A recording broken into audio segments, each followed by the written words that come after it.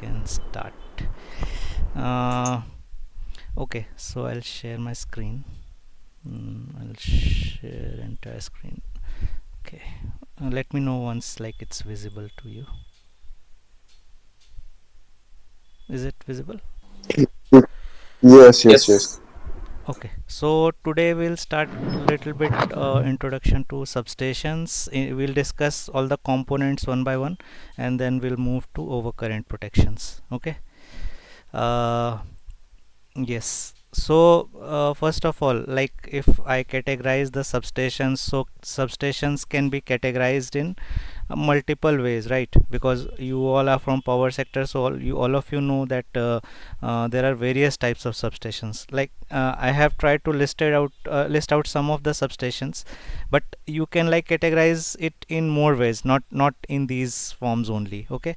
So first of all, like you can categorize it in terms of like whether it's a generation substation, generator station, distribution substation, a transmission substation. Okay, it may be some kind of service substations. Okay, where you are not like doing anything, but you are like keeping it for some like minor modification to the power flow or something. Okay, then there are converter substations. So converter substations are basically HVDC substations. Okay, so you know that when like the lines are very long distance, and when we do the economics of power transfer, so in that we find that AC power transfer is like suitable up to 400 kilometers or 500 kilometers max, and that also with some kind of compensation like statcoms and all in circuit. So after that, if you try to pump in more power, so you will have to pump like equivalent amount of reactive power also to compensate the like line reactance and all. Okay, so that particular phenomena is called as surge impedance loading, SIL. Okay, so due to SIL we get like restricted if we are like going to transmit the power up to a longer distance. So what we do maths. We try to calculate like setting up a DC substation will cost how much, and if the price of DC substation is cheaper as compared to the VAR compensation that we are doing through STATCOM, so in that condition what we do, we basically set up a converter substation. We convert the power to DC, and then we transmit it to very longer distance, like maybe 1400 2000 kilometers or something like that. Okay, then there may be step up substations that we already discussed. Like if you are categorizing it based on step up step down of the voltage level, so step up you'll see mostly in generating substations, step down you'll see mostly in the distribution, many of the transmission sub transmission side. Then there are like based on how you are managing your substations. If it is a automated substations, like if you like go to any uh, like modern substations, so those are like unmanned substations. There is nobody sitting in the substation and managing the day-to-day activities. Everything is automated, and you are monitoring it through some remote control stations, and you keep some kind of like mobile teams which do visit the substation time to time to just monitor, like physically monitor. That is also not required because you are already accessing all the data through some kind of like SCADA system. Even like nowadays people are putting CCTV cameras to monitor isolator disconnector positions and all. Okay, and some kind of like arcing activity, because like with the introduction to AI, we can like very quickly identify even a small arcing in substation which is not humanly possible, right? So there may be some automated substations. Then based on the insulation, substations may be gas insulated, air insulated. Okay, so then based on setup, like mobile substations. So in like good utilities, all the good utilities they keep some kind of mobile setup also ready. At least I have seen up to 66 kV, like we have a substation on a trolley of truck mounted, and you can take it over to any place. Like if suppose any of your substation got burnt due to XYZ activity, so what you can do is that you can set up it on like a trolley, and you can just means carry it wherever like your fault took place, and there was some fire, so you can isolate all the cables, connect it into your mobile trolley, and then you can easily work in your substation for like again restoring the equipments and everything for 15-20 days or maybe 1 month, because these activities sometimes takes time. Okay, so till then you can feed the local supply using a mobile substation, because it's not possible to keep the supply interrupted for long interval of time. Okay, and you can backfeed the supply for a smaller interval, but you cannot hold it because too much of overloading will be there during peak loads, so you have to manage that. Then hybrid substations are, which are like combination of both gas insulated and air insulated. So you'll see some devices like, because gas insulated as are very compact, so you must have seen like they take very less space. So if you are planning to set up a substation in heart of a city, so in that condition,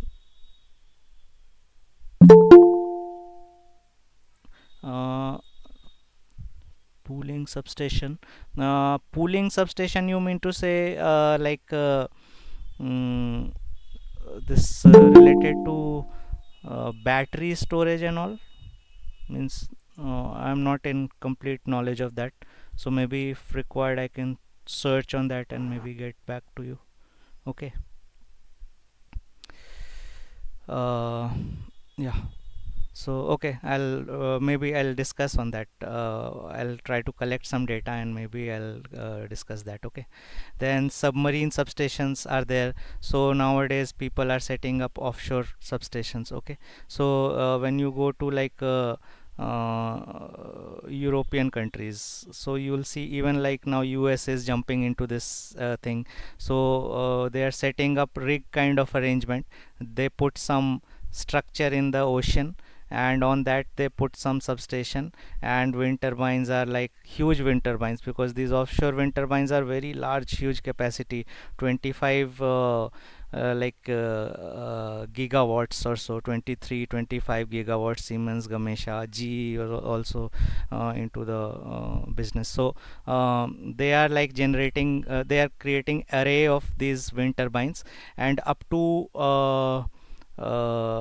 means you are generating up to 2000 megawatts or so from those arrays, and then converting it to DC, because like if you are pumping those huge power supply, because wind turbines are very dynamic, there may be like huge wind inflow, and at times there will be very less inflow. So these solar and wind, all these hydel, the geothermal, these kind of energy generation are very dynamic and very difficult to control. Okay, because whenever you see grid control, so we last time also discussed that it is very like difficult to control renewable energy, because the source input of the prime mover is not in your control. In a nuclear or so thermal power plant, you can control the amount of steam you are pumping into your turbine, but in renewable you cannot control it, so it becomes very difficult to get and keep in sync with the grid. So we used like DC technology for that. Okay, so that's why we can convert the supply into DC on a offshore platform, then we bring it through DC cables up to onshore, and on onshore again we convert it to AC and pump it into the grid. Okay, then again like there may be based on location, indoor outdoor kind of stuff. Okay, so these are some of the substation types. Now second thing, busbar schemes. So like if you enter any substation, how big the substation may be. So this is what I follow whenever I go to any big substation, because see if you are going to a smaller substation like a 66 kV 132 kV. In India these voltage levels are there, so I am speaking. In like Africa or so, you maybe have some maybe having like different voltage levels, so but it may be like at par to this. So if you are going to 132 kV, 66 kV, 33 kV, these kind of substations, so they are very small. So you have normally two or three voltage levels in these substations. Okay, so it's and that also some will be GIS or AIS, other will be like your air insulated or maybe vacuum. Okay, so when you go to these substations, categorization is very easy. But if you go to substations like some HVDC substations, or you are going to a 765 kV or 800 kV substations, so they are carrying huge amount of power, like 8000 megawatts or so. Okay, so now handling 8000 megawatt itself is a like a very means huge task. So there you will find that there will be like, even for 400 kV or 765 kV, you will find 10 bays. Okay, now when that 765 and 4, so 765 will be one level, 400 will be another level, 220 may be one level, then you may find 33 or 11 kV voltage level, then you may find LV supply for auxiliary and all in that substation. So when you go to these huge substations, so first of all try to get the voltage levels, and each voltage level will have some kind of bus bar arrangement. Okay, so whenever you enter, first check the single line diagram. With the single line diagram, get the idea of the voltage level that are present in that substation, and then try to visit each switch yard accordingly. Okay, in that way you can like categorize the means all the voltage levels and understand the scheme of that substation very easily. So there are various bus bar schemes. So first is like single bus bar scheme. Okay, this is very common and you'll find it mostly in LV or like 11 kV 33 kV system. So this is like again very cheap and very simple, but like there is no reliability. Okay, and if you are having any fault in bus or any maintenance, so there will be interruption to the consumer connected to the bus bar. Okay, now so for that, what uh, arrangement was done, like it was provided with some kind of bypass arrangement, so that for few bays you can switch on the bypass switch and isolate the portion you want to work in, and supply may be continued for that particular portion, and you can like separate or isolate your circuit breaker or whatever section you have made the arrangement for, and you can work on that particular section, and rest thing will be bypassed. But again, it is low cost, but uh, system will become little complex as when you are bypassing. So at that time you may be bypassing some protection schemes and so. Okay, so it will be little risky also, it may lead to some cascaded tripping till the time you are in bypass mode. Okay, so now this is very common double bus bar scheme, so you must have seen. So means those who are not familiar, I'll quickly explain how double bus bar scheme is. First of all, how many of you know like what bay is? Means those who are not too much into the field activities might not be means in full knowledge of, you know what bay is, if somebody can explain, so if like those who don't understand this bay concept completely can relate to it.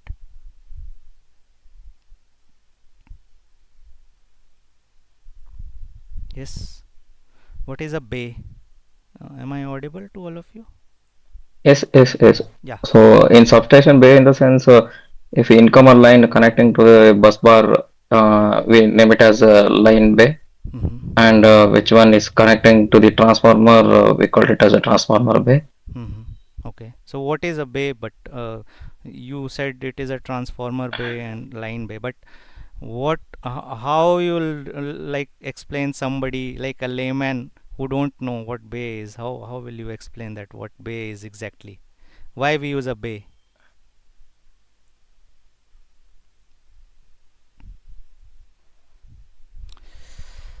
Okay. See, suppose there is some transmission tower, okay, and it is carrying some conductor. It came to your substation, okay. Here is one tower, here is one tower. Now you cannot connect that conductor, ACSR conductor, directly to your bus bar, okay. Why? Because before connecting that, we need to make arrangement to control everything, okay, control and monitor everything, right? Now what are the things that you need to consider when you are designing a bay, okay? First thing maybe like your uh, switching, okay, switching will be one thing. Second thing will be protection schemes, right? Then third thing will be uh, your monitoring, okay.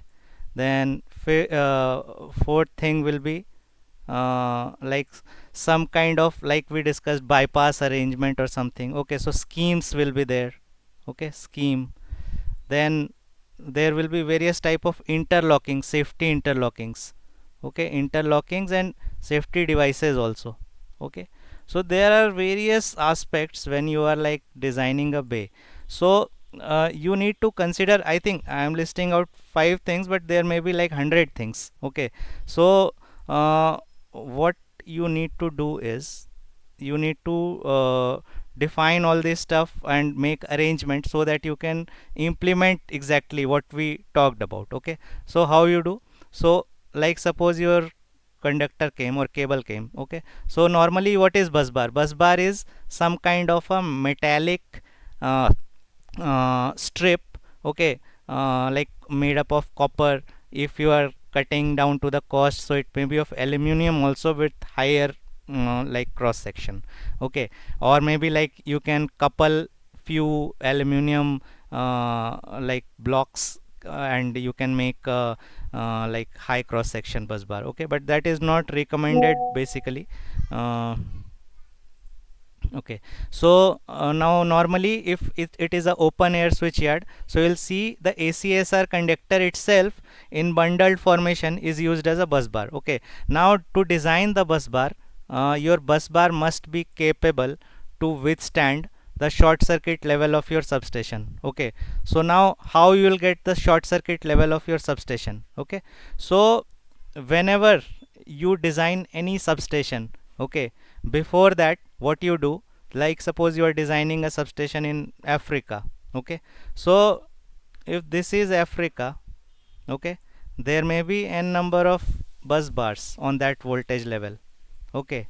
So what you do, first you take the model of those bus bars, and these models are with the like power companies, like national power companies, power grids, or maybe some central agency. Like if you are talking in India, so you can get this file from CEA, Central Electricity Authority, okay. So last time we discussed that in India we have almost 20,400 kV bus bars, okay. Sorry, 20,400 kV bus bars, okay. In total across all the grids of India, you'll find approx 20,000, okay. So you will get in India, we manage this with a PSSC file, okay. PSSC is a Siemens software basically, okay. And through this all these bus bars has been modeled, okay. And this was done earlier by POSOCO, the grid controller of India, and they designed it with help of like various IITs and all, okay. So it has been designed, you will find all the interconnections in these files, okay, whatever the interconnection is, okay. So you will find this thing. Now what you do, you take this file and you add your substation also. Like suppose this is substation number 1 through which your bus will be connected. So this is your new bus, okay, and it will be connected through two substation, substation number 1 and substation number 2, like this and like this, okay. So you will take the PSSC file and you will first of all we not directly generate our substation, first what we do, we use Thevenin's model, okay, Thevenin's equivalent. So these softwares will allow you to do all these things, and this method is called as network reduction. Okay, so we convert these all these bus bars into a small model, okay, a small model with various parameters, okay. And what are those various parameters? First thing is your fault MVA, maximum fault MVA, okay, maximum fault MVA, okay. Second thing will be your minimum fault MVA, okay, minimum fault MVA. And third thing will be your various x by r ratios, okay. What is x by r ratio? X by r ratio is like when you lay out all the network, so these networks will have some impedance value and some resistance value, okay, some resistance value. So when all these stuff are parallelly connected, so that gives you the network x by r ratio. And even each equipment will have its own x by r ratio. Like suppose if it is a transformer, so it will have x by r ratio of maybe 16 or something, okay. So what we do, we first of all derive the impedance, and we derive the resistance, we measure it actually, and we divide it to get the x by r ratio, okay. So each equipment will have its own x by r ratio. So when you design it into any software like PSSC or Dig Silent, Power Factory, okay, there are many softwares you may use, like up to some extent ETAP, PSCAD, okay. So there are many softwares. Then I think in India also we have some My Power or something, one software is there, means, okay, but I don't know whether they support network reduction or not. So you can use these softwares, and each sections will have its own x by r ratio, okay. And when you add them parallelly, you get the network x by r ratio. Now these x by r ratio are also classified into Fortescue's symmetrical component, that is positive sequence, negative sequence, and zero sequence, okay. So we'll discuss these things in the next session, okay. What is these are sequence component means, it's very simple. I think you all must be knowing, because these are very handy tools which we used in protection systems, okay. So these symmetrical components comes very handy when like you are means dealing with unbalanced system, okay. So you will get x1 r1, x2 r2, and x0 r0, okay. So what you do, you first of all take this parameter and you design your source, okay. Now I designed my source. So now what I'll do, basically I'll connect that source, okay, to my bus bar, okay. And then I connect all the network that I will have in my substations. Like suppose you have a transformer, suppose this is a 400 kV bus, so 400 by maybe 220 kV or whatever, okay. So it is a 220 kV. So you will design all the model into your software, whatever software you are using, and then you will create fault on the bus bar to check, although you got it already, but you will now check your system connected with the cable or something, whatever is in between, okay. Like suppose there is some sort of cable in between, so you will check there will be some impedance to that cable. So when that impedance comes into picture, then what kind of fault I get at my bus bar, okay. So you got like suppose 52 kiloamperes as fault level, okay. Now you will design your system, protection system, and you check that you will be able to isolate any fault within 1 second, okay. But still you will keep some buffer, and you will design your bus bar in such a fashion that it can at least withstand 52 kiloamperes for 2 second or 3 second, okay. so that even if like your some protection system that you designed failed and there may be some kind of delay, so in that condition your bus bar may be able to withstand, because bus bar is very important. It is the common node for all the supply coming in. Like suppose you are dealing with 400 4000 megawatt. So in that condition your 4000 megawatt will be hampered if your means bus bar got faulty. Okay, so now, so this is, that's why bus bars are very like huge devices and very heavy like capacity devices. Okay, now we were talking about bay. So what will be in bay? If I say, like suppose this is your conductor coming from XYZ substation, so first thing which will be there in a bay will be a lightning arrestor. There may be some kind of cable support structure and all these also if it is a cable, but whatever will be there. So first thing is, sorry, 1 minute, one minute, just sorry.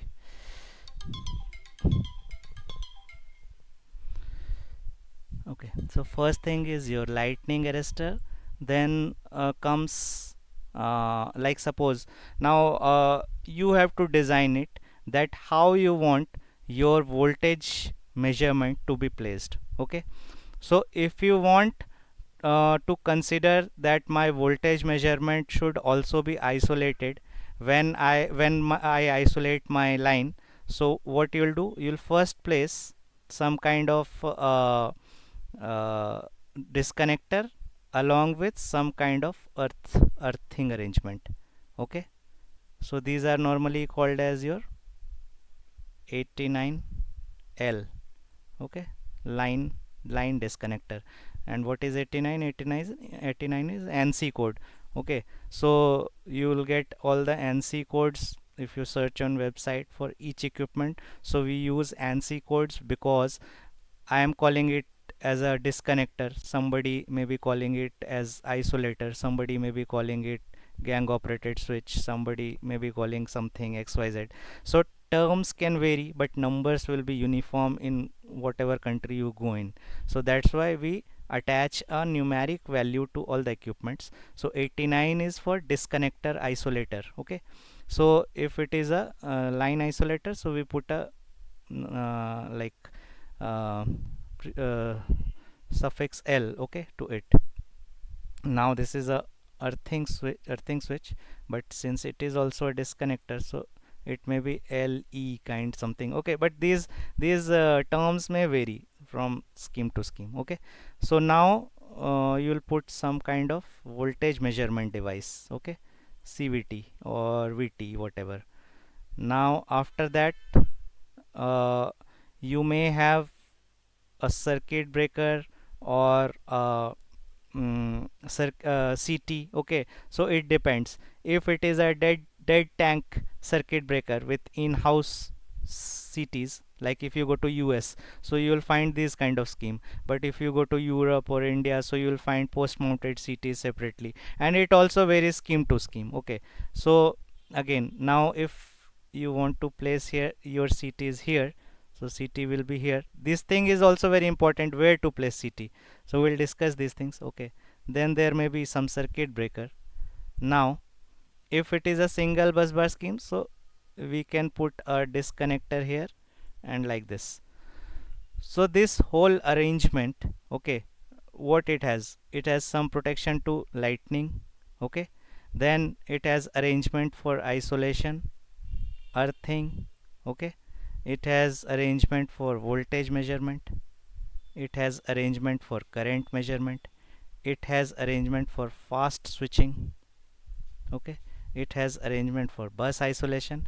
And here also, like you may find some kind of like earth switch on maybe this side depending on your scheme.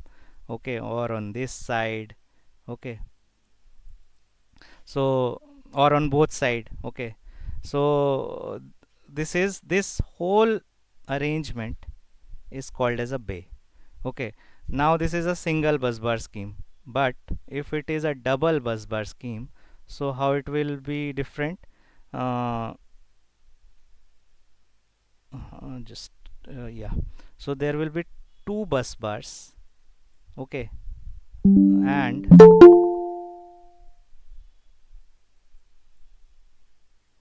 yeah, so there will be two bus bars and there will be a bus selection isolator, okay, like this, and from in between you'll tap the supply and bring it to your bay. Now here you may find some kind of earth switch here, okay, so this is a double bus bar scheme. So now if, like, suppose this is your supply coming at 400 kV, or although at 400 kV you'll not find mostly like double bus bar scheme, nowadays you'll find 1.5 breaker scheme, but still for discussion. So what you'll do, you will connect this disconnector, then you will connect, like suppose this is your bus number 1 and this is your bus number 2, so you will connect the disconnector on which you want to send this 400 kV. Like suppose I want to charge this bus on 400 kV, so what I'll do, I'll close this disconnector. These are called as 89. Now like suppose this is your bus number 1, so it may be 89-1. This is your bus number 2, so this will be 89-2, or maybe this I told you this suffix may vary from scheme to scheme, okay, but 89 will be common because that's the NC, okay. So now you close this disconnector, you close this disconnector, and now at last we'll close circuit breaker. So what will happen, this 400 kV supply will go via this to this bus bar, and it will energize this bus bar on 400 kV. So this become a incomer bay. Why? Because it is charging my bus bar, it is a source for my bus bar, so this become a what we call incomer normally, okay. Now again, if same arrangement we make, copy paste, and we use it for sending the supply outside this substation on 400 kV, so that will simply become a outgoing bay, okay. And for transformer also it will be almost same, only instead of conductor you will find this supply going to the transformer, okay. So these arrangements are called as bays, and one more bay is there, and that is called as your bus coupling bay, okay. So in that you will find two disconnectors, breaker, like this. So if you close these disconnectors and you close this breaker, so both the buses will be coupled, 1 and 2, and they will become like a common bus, okay.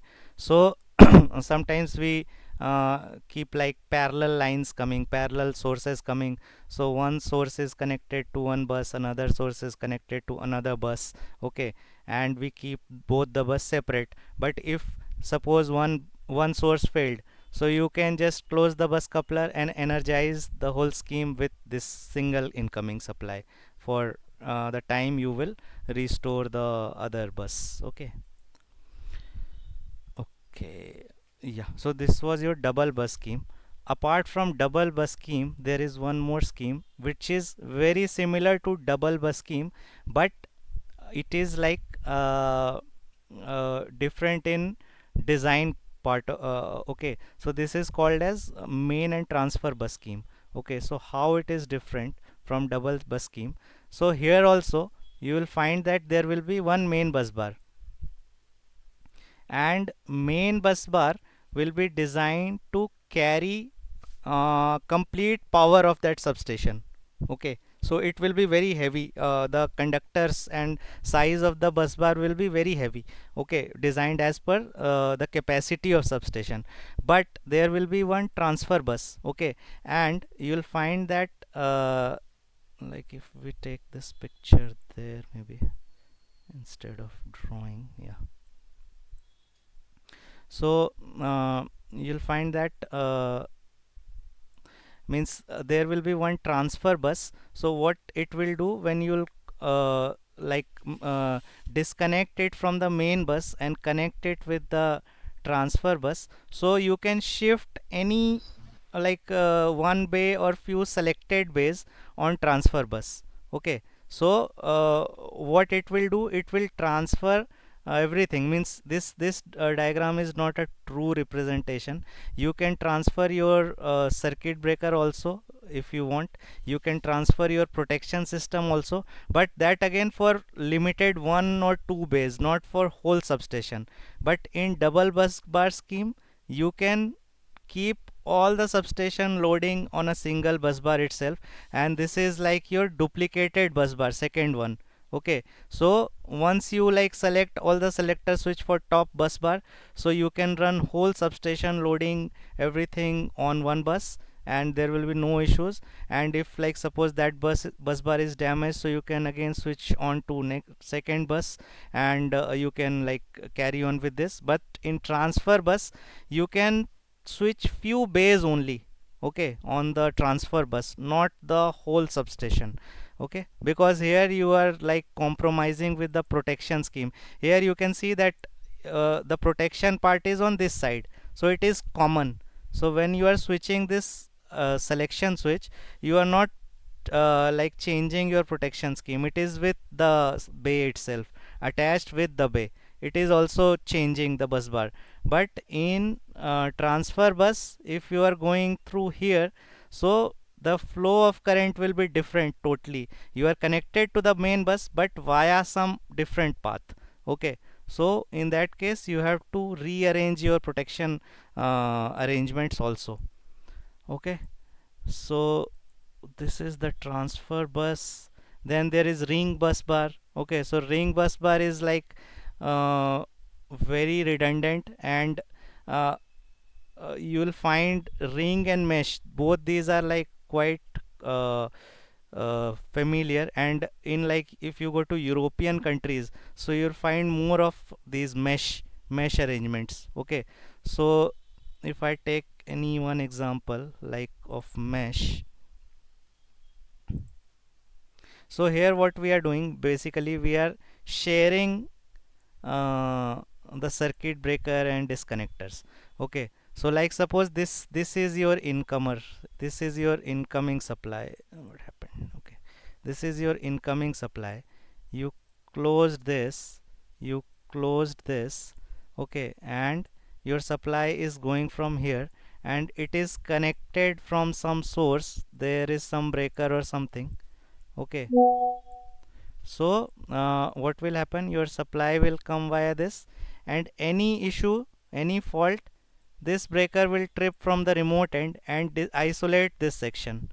Okay, and other portion is not at all hampered. Why? Because this is open, this is open.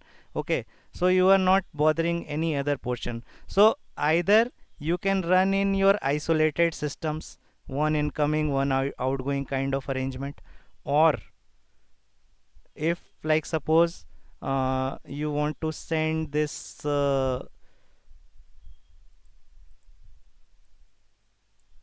yes, you want to send this supply to any other section like this side. Okay, so for that also, section, like in this section, if there is any fault on bus bar or in this feeder, so this breaker will take care with its protection arrangement. And but in this condition, what will be the problem, that since this is also connected, this outgoing is also connected, so you will have two sections hampered. So if you are having some parallel arrangements, okay, going to some other portion, so you can use this kind of scheme where like even if hampered, so your means only one side is getting hampered. Or you can keep it like this also, like this is going to substation A and this is going to substation A. Okay, and this is going to substation B and this is going to substation B. Okay, so now in this case, this is your main supply, backup supply for substation A, and in this substation, this is your main supply, backup supply at substation B. So if there is any problem in this particular section, so what will happen, both means this backup will trip and this main will trip, but A will have one backup supply via this. Okay, and B will also be having its main supply via this. So no like interruption may happen if you have some auto changeover kind of arrangement. And also if you have fault in this section, okay, this section, so this backup will be available for this, and this main will be available. Okay, so you can have like n number of combinations possible here, and you can keep everything in parallel, and only the isolated portion will be means only the faulty portion will be isolated by these two breakers. So only one corner, one dia will go out whenever there is fault. Others will keep means the ring will break, but others will be in service. Okay, so this is some kind of ring arrangement or mesh also. Okay,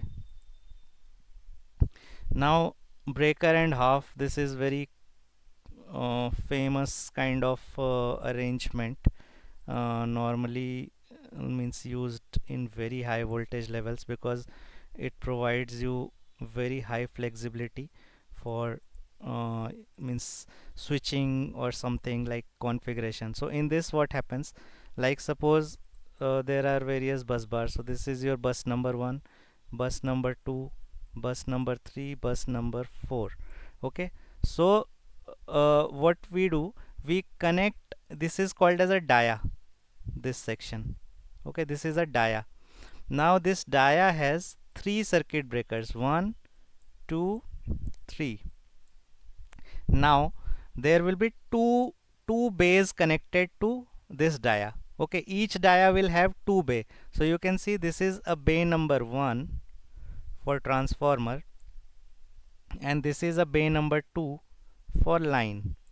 Again this is a bay number 3 for line, and this is bay number 4 for line. Okay, so there are total 8 bays here, 1 2 3 4 5 6 7 8. Okay, now these two bay 1 of transformer and bay 2 of line are connected to dia number 1. Okay, this dia. So each will have one dedicated circuit breaker, and one breaker will be shared. That's why it is called as 1.5 breaker scheme. Okay, because each bay will have one dedicated circuit breaker and half circuit breaker. Why? Because it is being shared by two bays. Okay, so now what's the advantage of this scheme? So first of all, like suppose you are feeding this transformer via this line only. So what you can do, you can keep this open, close this, close this, close this circuit breaker. So how your supply will go? Like this. Okay, you are not even using a bus bar. But if suppose you want to send this supply to this outgoing, this and this, so what will you do? You'll keep this open, you'll close this, close this, close this, close this, close this, close this, this is closed, this is closed, this is closed. Okay, now power is coming like this, going to transformer via this, and it is coming like this and going to line 1 via like this. Okay, so you can create any sort of combination, you can bring any supply to any corner of this substation by making like n number of combinations.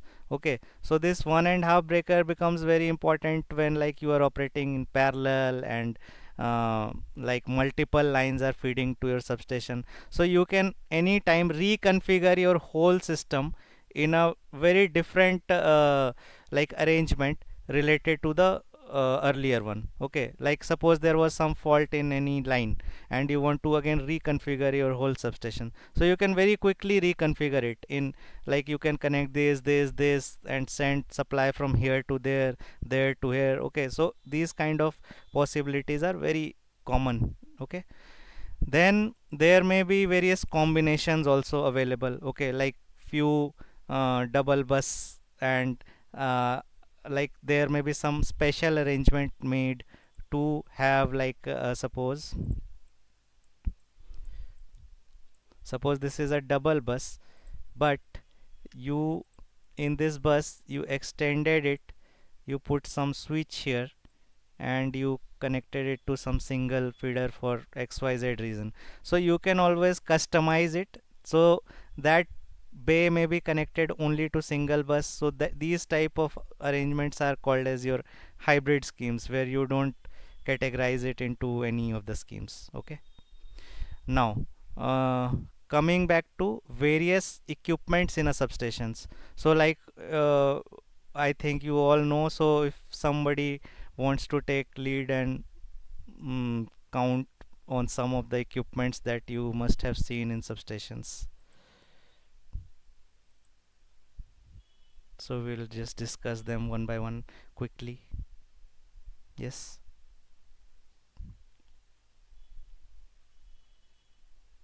anybody? Rohan, you want to speak something? Various equipments, because you have good experience, so you must have seen many equipments.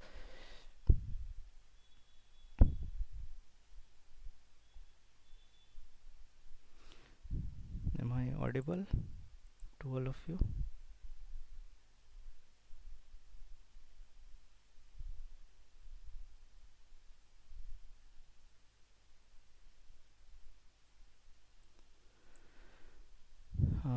Okay, fine. So see, there are various equipments in a substation.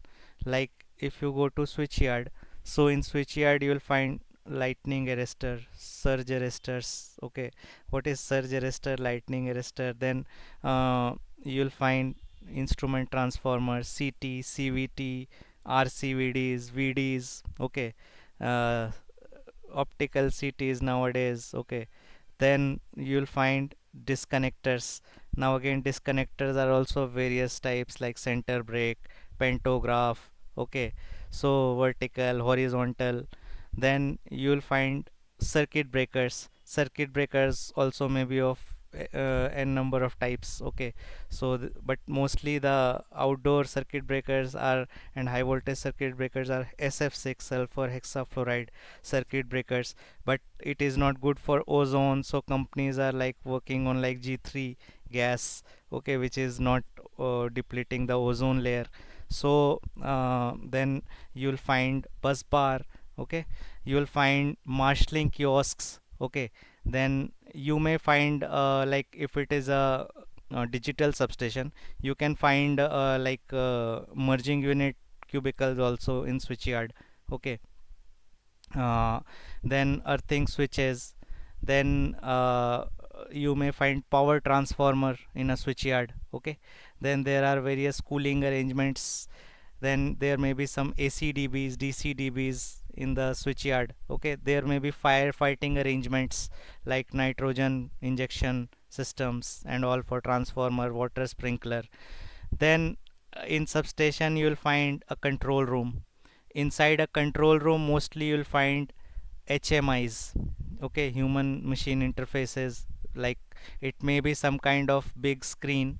Okay, or it may be a normal desktop. Okay, then you will find engineering workstations. Okay, then you will find transient fault recorders.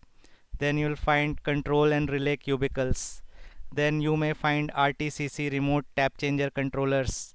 Then you will find some kind of like what we say DC battery rooms. Okay, you will find DC chargers, AC distribution boards in substation.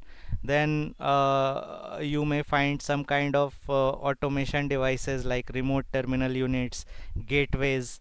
Nowadays you will find cyber security cabinets, CSI cabinets. Okay, then you may find some kind of your telecommunication cabinets. Okay, then there may be some kind of auxiliary switch gears like vacuum circuit breakers of 11 kV or so.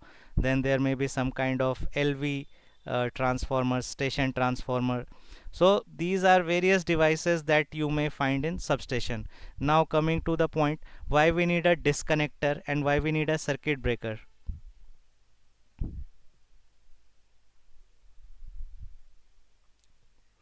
if there is a disconnector, why we need a circuit breaker, and if there is a circuit breaker, why we need a disconnector?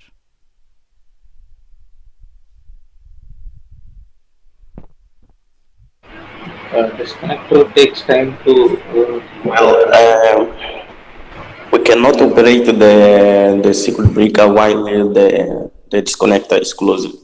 We need to operate first the disconnector and then the circuit breaker. Okay, One is to protect the disconnector is operated to protect the to protect the circuit breaker. okay, So we open the line and then we operate the circuit breaker. okay. Those two devices work together. Okay, so how many of you have seen a circuit breaker? Means this is a three-pole circuit breaker. Okay, this is used for low like 66 kV and all. You can see this kind of circuit breaker. So see, first of all, somebody said speed, so that is very correct. Circuit breaker is used for speed. Last time we also discussed speed. Okay, but one very important thing is isolation. Can anybody tell me whether this circuit breaker is open or closed right now?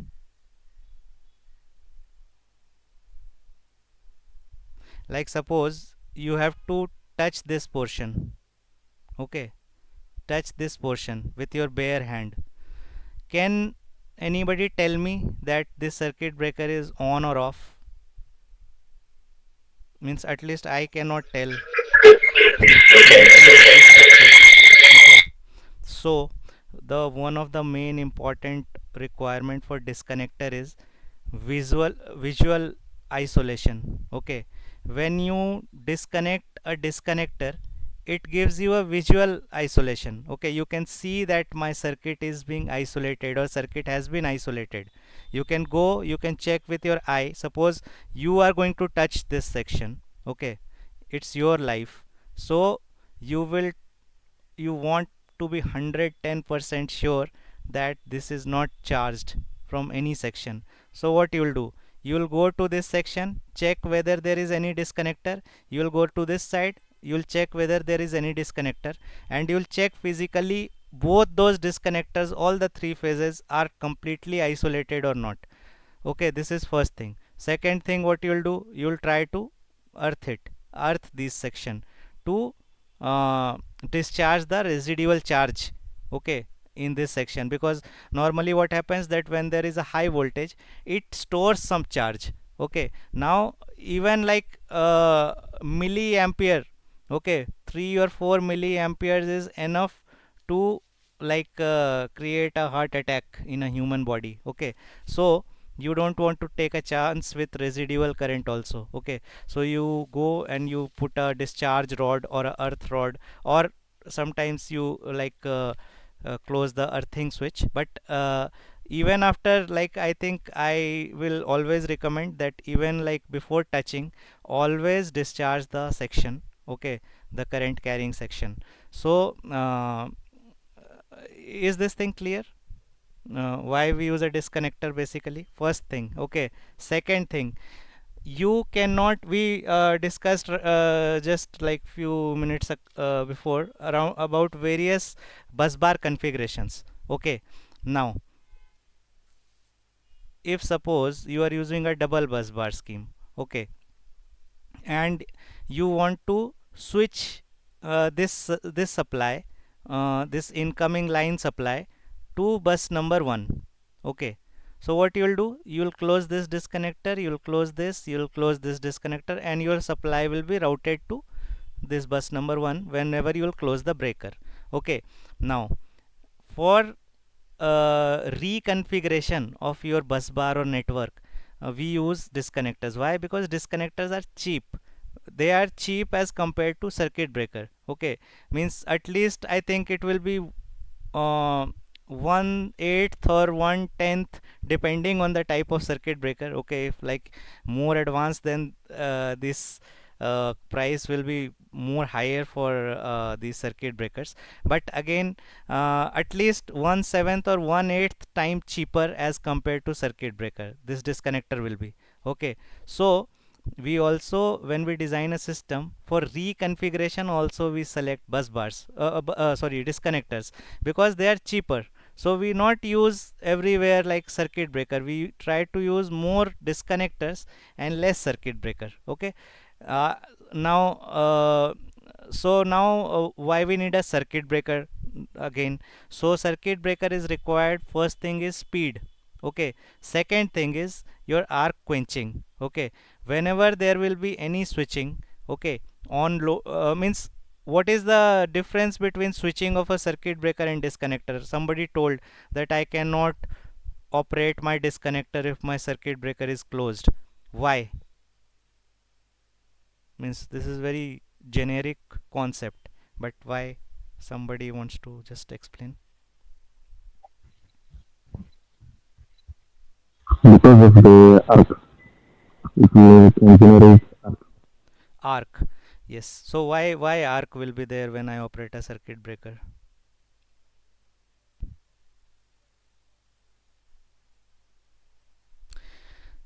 See, whenever in your network, suppose this is your network, this is a circuit breaker and this is a disconnector.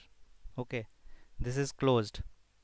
Whenever there is current flowing into your system, okay, and when you try to break the current flow, okay, so it will not break very easily. What it will do, as soon as, like, suppose you'll open the disconnector, I think you must have seen like various on-load operation of disconnector on YouTube. It is like very like fun watching huge arc going high up in the sky, right? So when there is current flowing and you try to open your disconnector, what happen, it ionizes the air in between and it try to chase and flow like this. Okay, the more you will open, the higher the arc will go and it will try to follow and it will not break very easily. Okay, so you can use some kind of like resistors, pre-insertion resistance or something, so that while braking you will put some resistance, and what that resistance will do, it will weaken the current, it will oppose the current flow. Okay, so those arrangements need to be made. Okay, if you are using a load break disconnector. Okay, but in a normal disconnector it is very difficult. So what we do, always when there is a circuit breaker and disconnector in series, first sequence is always current is flowing, first always operate the circuit breaker. Okay, when you operate the circuit breaker, your series connection is broken. Now your connection is open from this side, so current cannot flow now into your circuit. Okay, so current will be zero. Now there is no load in your system. Now you can easily open your disconnector, any disconnector in series. Okay, why? Because there is no current. Now again, when you are closing, and you know then that as soon as I will close, the current will start to flow. So in that condition, what will be your sequence? First you will close all the disconnectors. Okay, and at last I will close the circuit breaker. Why? Because as soon as I will close the circuit breaker, current will start flowing into my network. Okay, so when you want to break the current, you will operate the circuit breaker first, and when you want to make the current, again you want to operate your circuit breaker at last, because as soon as you will operate the circuit breaker, your current will be made and it will start flowing into a network. Okay, so these are some types of disconnector. I'll see, this is a pantograph type of disconnector. So it just goes like a pantograph. You all know, like in trains you must have seen that there is some this kind of arrangement which touches the catenary wire, okay, and takes the supply from this wire. So this is also some that kind of jack type of arrangement. So it goes up and touches the bus bar like this. Okay, so again, somebody told that speed is not there. Why? Because whenever we close this disconnector, so they are very slow. It takes Means at least it will take, I think, 6 to 7 seconds. I think what I have seen many disconnectors, and at least they take 6 to 7 second. Like the lower the voltage level, less time will be there because the disconnectors will be small. But higher voltage levels, like once you go to 400 kV and above, so this time will further increase, 10 second, 15 second, like that. Okay, so these disconnected take like very long time to close. Okay, then so these are some types. Okay, now circuit breaker also there are: air circuit breaker, vacuum circuit breaker, SF6. Okay, air blast, MCCB, RCB. Here nowadays there's, I told you that G3 gas is there, very popular, but it is very costly because still like it's in some R&D phase, but it's commercially available, but not very like uh, popular till now, not very like commercially viable for many projects. Now current transformers. Okay, so somebody wants to talk about current transformer, different types of current transformer, different cores of current transformer.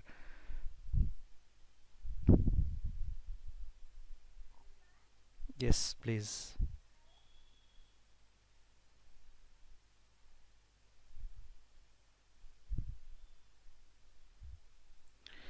See, I have put some mm, like why we use a current transformer. So we discussed this thing, so I'll not stress too much on that. We use it for metering and protection. Okay, now there are live tank and dead tank type of current transformer. So you can see here, this is picture of a live tank and this is a dead tank current transformer. Okay, so what is advantage of a live tank and dead tank, we'll discuss. Apart from that, there may be gas insulated, oil insulated, resin casted. These are resin cast CTs. Okay, there may be indoor, outdoor, bar type, window type. Okay, so these are bar type. Open is like window type. Wound type, in this you will find winding for both primary, secondary stuff. Okay, so now first of all we'll discuss. So I think you all know these things, but we'll discuss little bit on live tank and dead tank, and then we'll discuss more on cores. What are different core in current transformer? Because current transformer and voltage transformer, circuit breakers, these are most important thing for protection. Okay, so that's why I'm stressing more into it. Okay, so uh, normally what happens, like this is your conductor, and what you do, you put some coil across it, and this coil is not directly connected. How it is connected? There is some core in between, and on that core, this is wounded, this coil. Okay, and this coil and the primary side is insulated so that they don't touch each other, and this primary also not touches the core, nor it touches the secondary, so there is sufficient insulation provided. Now there are two methods that your incoming supply is coming. What you did, you cut the supply from between. This is the section which is going out. Now you connected a metal bar in between, okay, which is in your CT. Okay, this is P1 of CT, point 1, and this is point 2 of CT primary. Okay, and this is a metallic bar. Okay, so you're not doing anything, you are just cutting your conductor which is coming. You are connecting one section on this terminal, another section on this terminal, and this is the internal bar of CT. And on this there is a core. Okay, this core, and this is again insulated, completely insulated. It is not touching the bar. Okay, and on this bar you have secondary windings. Okay, this is winding number 1, winding number 2, like this. Okay, so suppose there are two windings, and both the windings are coming down to the secondary box of CT. Okay, so this is the secondary box, and this portion is insulated via porcelain insulator. Okay, and this portion has a tank like this. Okay, so this is what is shown here.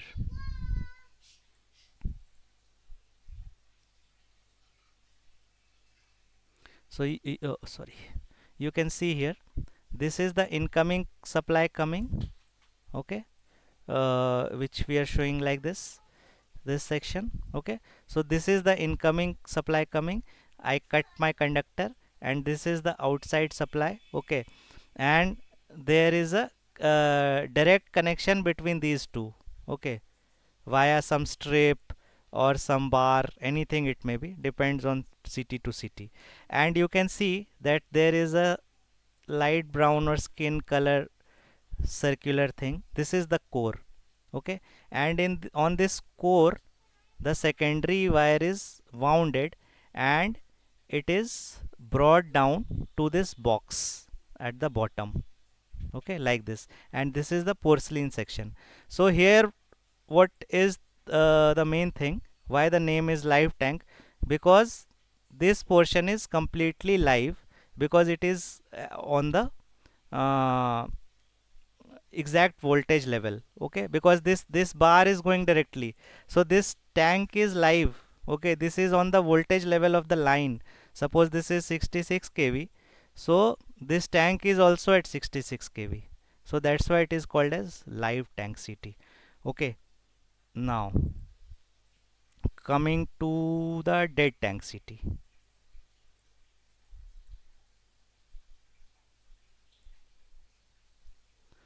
Yes, so in this you can see that this is the supply coming, okay. And what we are doing, we are insulating that supply and bringing it down.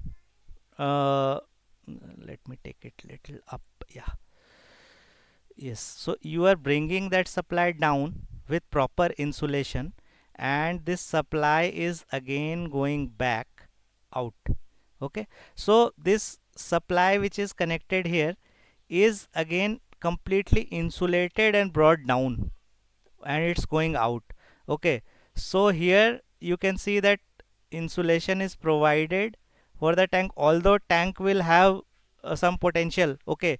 But this will not be completely like the live tank, okay, because we are providing sufficient insulation here. And here the secondary winding is here, directly here, okay.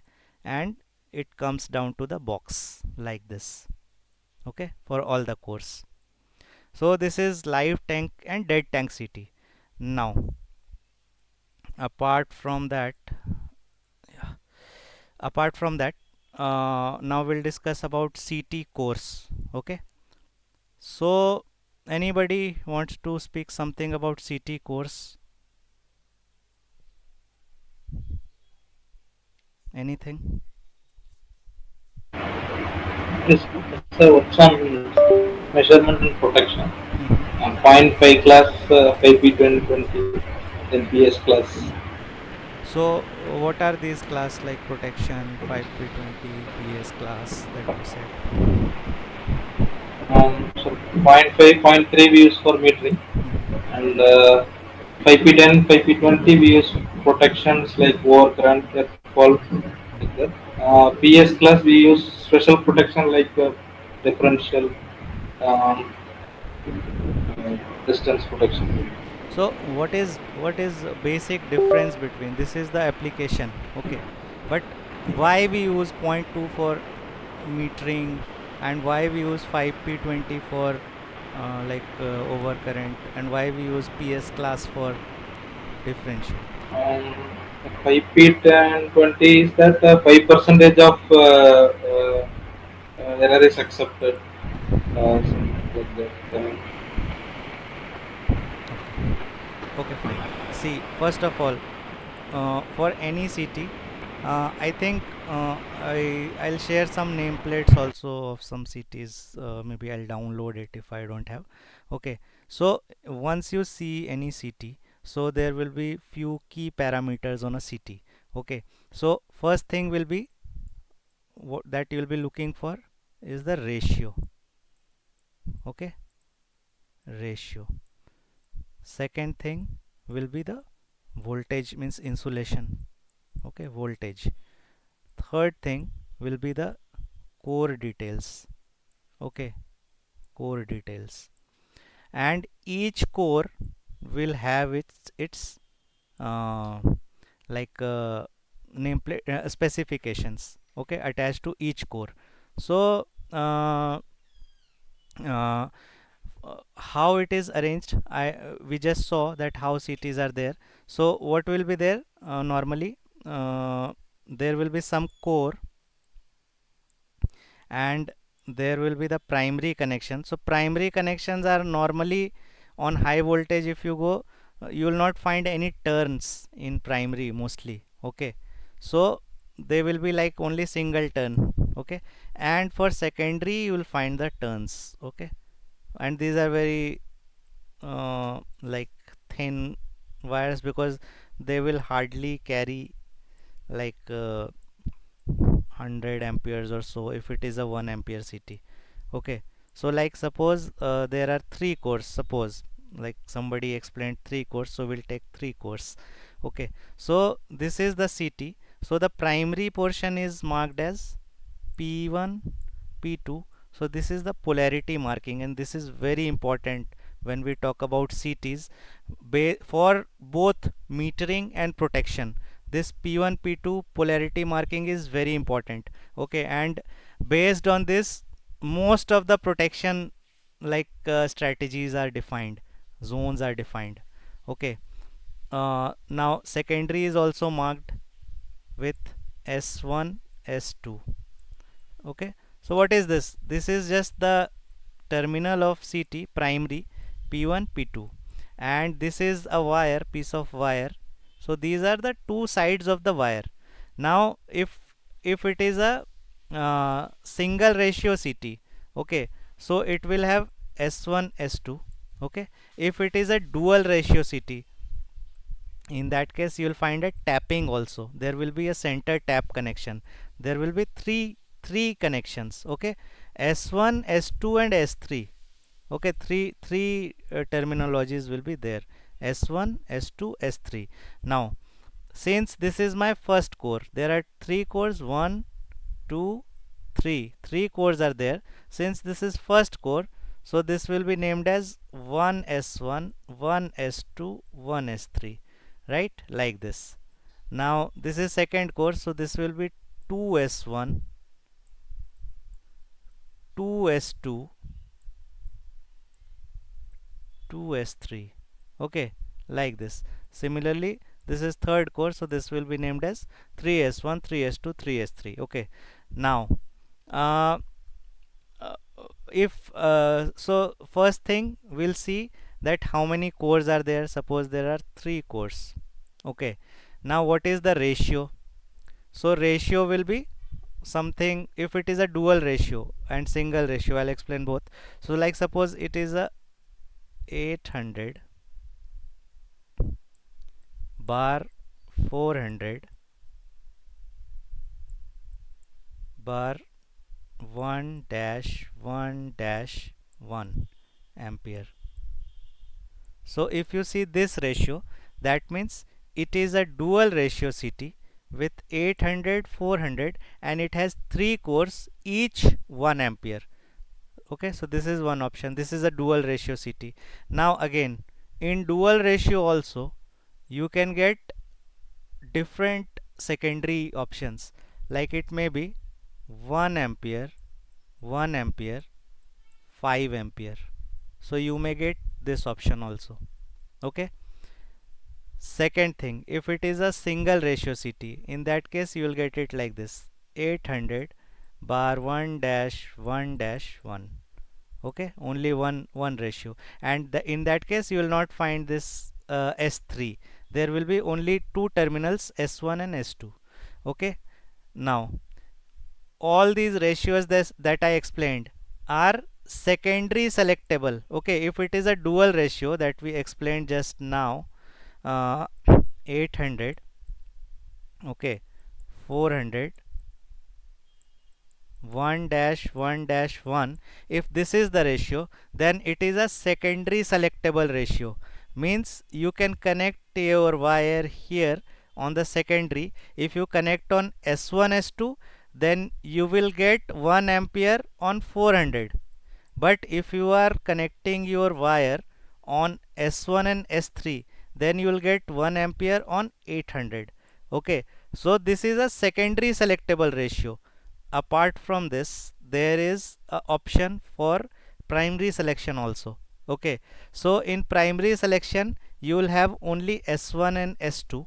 Okay, and you will have arrangement on C1 P2 and sorry, P1 P2, and there will be C1 C2 C3 C4.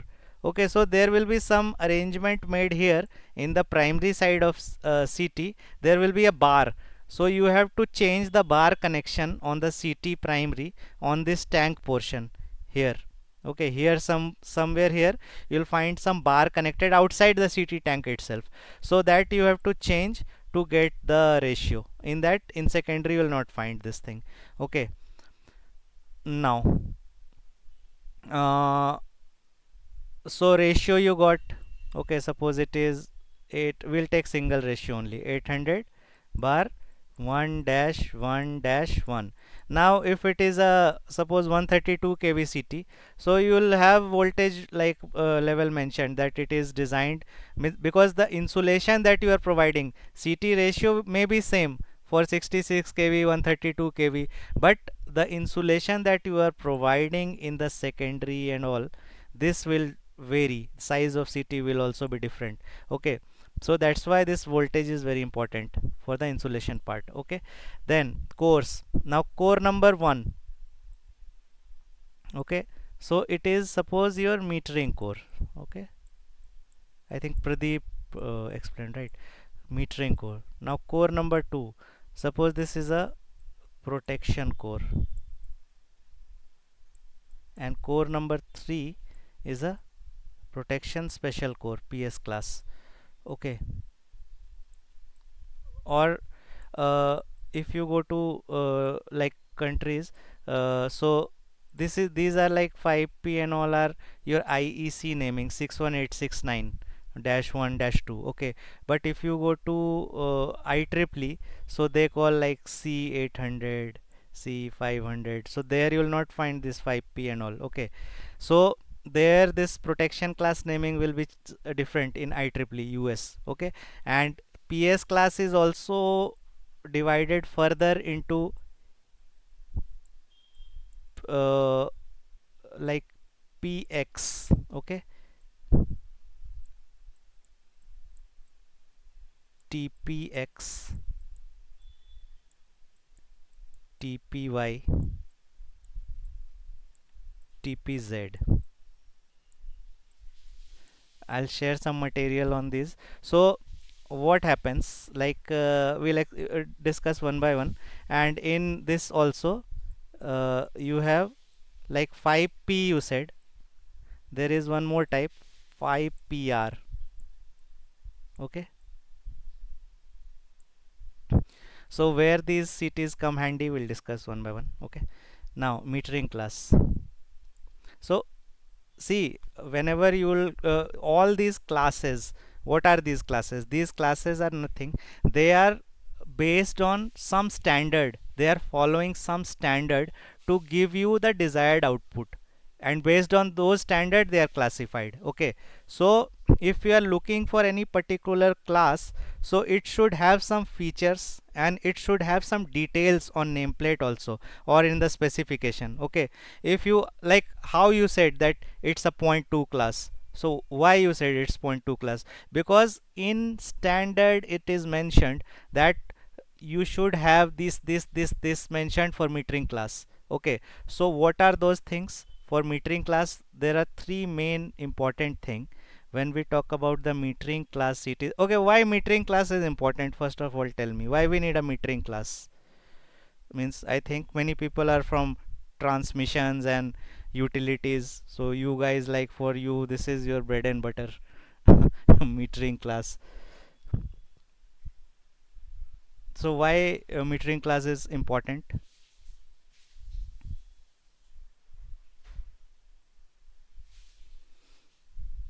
Yeah, anybody? It's a very simple question, I expect somebody to answer it.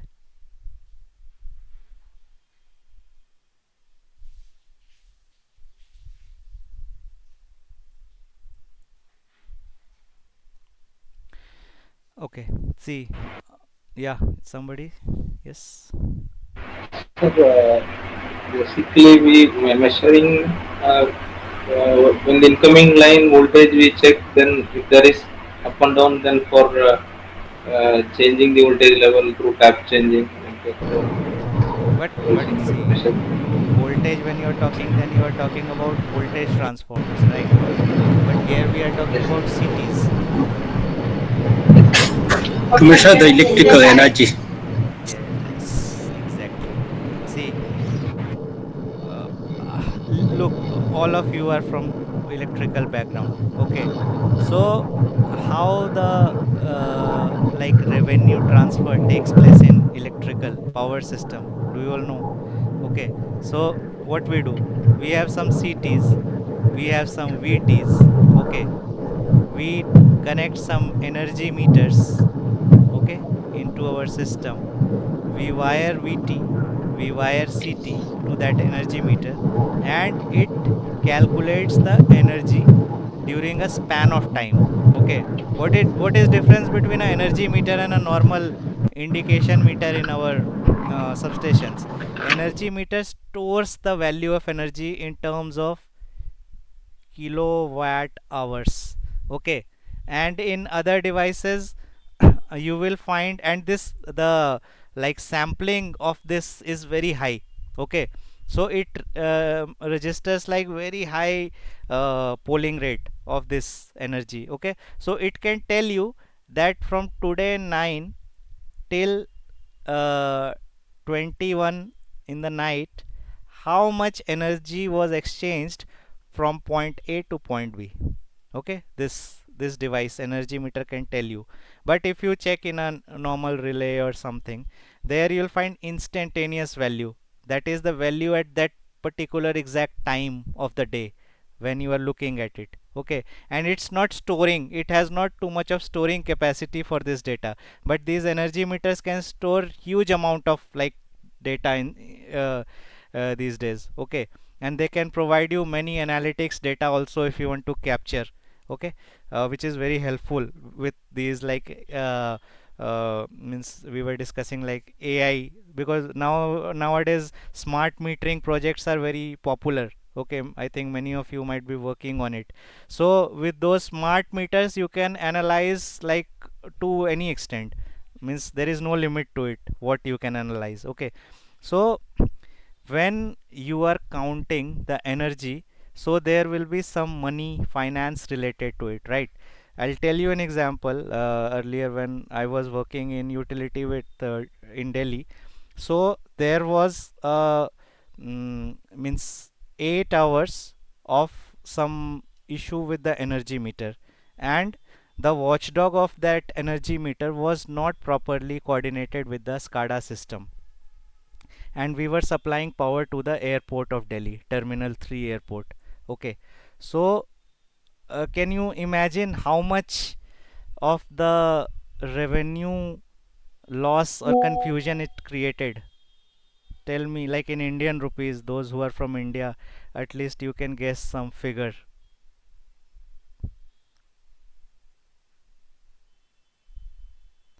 It was 24 lakhs.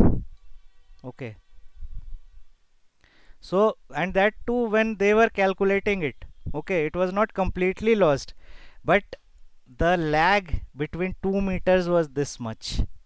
Okay, so that's what I'm telling, when you are counting some money related to power, so those power exchanges are huge, and suppose you lost all data, so then it will be 24 crores in Indian rupees. Okay, so like huge amount of money. Now when I am calculating, suppose power flowing through this circuit, current is flowing is suppose 800 ampere. Okay, but my CT is giving me 779 ampere, right? So I am calculating less power because my current is low, less, but actual current is high. Okay, so without anything I am losing money, right?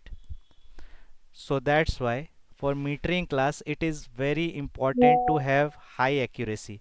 Now how we define accuracy? So accuracy is defined in terms, so if you see a metering class CT nameplate, so it will be defined as point 0.1 class or point 0.2 class or point 0.5 class, okay, or class 1 or point 0.2s class, right?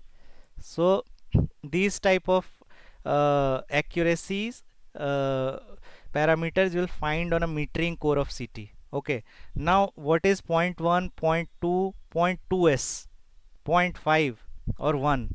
Okay, so when you are using your meter for financial things, financial exchanges, okay, so in that case this is good, this is good, this is good, this is not good, this is not good, okay, because point 0.2 will give you so much of error, point 0.5, sorry, okay, so you don't want to be in doubt for 0.5% of power, okay, so we zero it down to point 0.1 or point 0.2 plus minus error, okay, and that too at rated value, okay, and also like these cores are defined, means the errors are defined for more than rated, means at least up to 120% the error should not be plus minus this, okay, this much percent, okay, and uh, for any transformer,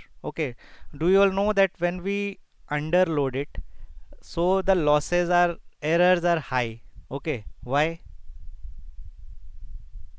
For any transformer, if you are not loading it properly, if it is too underloaded, so the losses are high, okay, why?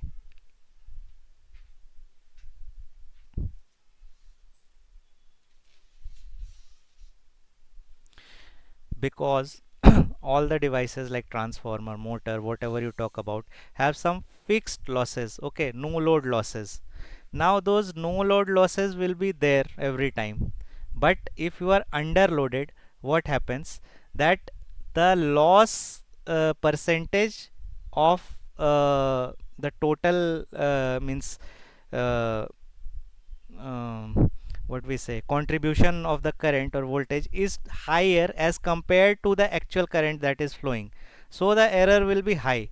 But as you go on loading to the higher side, like suppose if my CT is 800 by 1 and my actual load is 8 ampere, so this is 1%, okay, so when 1% current is flowing, I may not be getting means what I will be expecting, I think 1 milliamp, okay, so this much these lower values are not very accurate when there are no load losses, okay, so uh, this error, these errors at lower means like below 20% or 10% loading are not guaranteed in point 0.1 or point 0.2 class, so there is another class called as point 0.2s class, okay, so they guarantee the error up to 5% also, okay, nowadays if you see up to 5% also you get point 0.2, so if you are using a normal point 0.2s class, so below 20% you may get higher error as compared to point 0.2, okay, but if you are using a point 0.2s, so below 20, below 10 also you will get plus minus 2% only, okay, so first thing when we are talking about metering classes, accuracy. Second thing is VA burden. Okay, what is VA burden? VA or burden, it's both are same. VA is the unit, burden is the terminology. So what is this burden of a CT?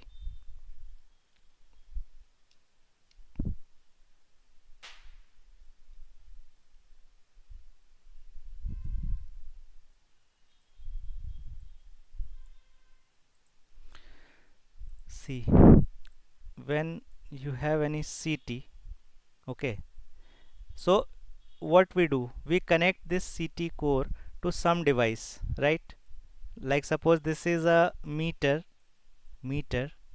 inside the control room, okay, this is the control room, and this CT is mounted in switch yard, okay, switch yard. Now this meter will also have a coil, okay, and what this coil will do, this will get the analog value from CT, and if it is a numerical digital meter, so it will convert this analog value to digital form for various calculations, okay. So there will be some coil which will connect the analog value. So what we do normally, we take some wire, copper wire, okay, this is normal control wire, 2.5 square mm, 4 square mm, 6 square mm, 10 square mm, depending on your CT sizing calculation and fault level that you do. You get the, you decide the size of the wire, okay, and the length also, okay. So this you connected via wire. Now suppose from switch yard to control room, total distance is 100 meters, correct? So you are connecting a wire of suppose 4 square mm, 100 meter this, and again this 100 meter, okay. So if any current will come in primary, it will again be flowing in secondary. So in secondary, when the current will flow, so it will circulate around this wire, okay. So it will get some resistance or impedance, okay. So what will be that? The resistance of this wire, resistance of this coil, and resistance of this wire again, okay, which is other than CT. I'm not talking about CT coil, that will also have some resistance, but other than CT, this load will be there on this CT, which will be connected when you will connect it in any substation. Now if suppose you have more than one device connected to your metering core, so do you all know how we connect the wires in CT? If I have to connect 2 or 3 devices with CT, how we connect it?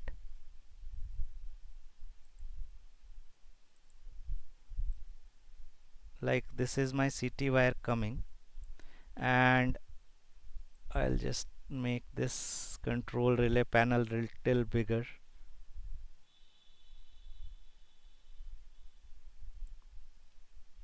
Series connection. Good.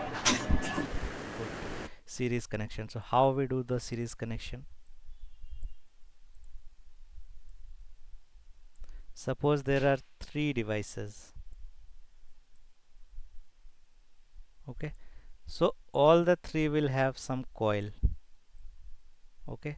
This is meter number 1, this is meter number 2, and this is multifunction meter, anything, or ampere meter, whatever, okay, multifunction meter. So this wire is coming, it went here, then there will be a loop wire, small wire, piece of wire, it will be coming here, then there will be another loop will be coming here, and this will be connected here like this. So now the current will come from this side, go to meter number 1, then it will go to meter number 2, then it will go to MFM, and then go back to the CT like this. So now when you are connecting 3 devices, your burden or load increased. Why? Because now you have more R or X connected. Suppose it has some resistance, this has some resistance 1, this has some resistance 2, okay, and the lead resistance is, wire resistance is already there. So 2 into the wire or lead resistance plus resistance of meter 1 plus resistance of meter 2 and plus resistance of meter 3 will give you the complete load on the CT secondary. There is some noise coming. Somebody wants to say something?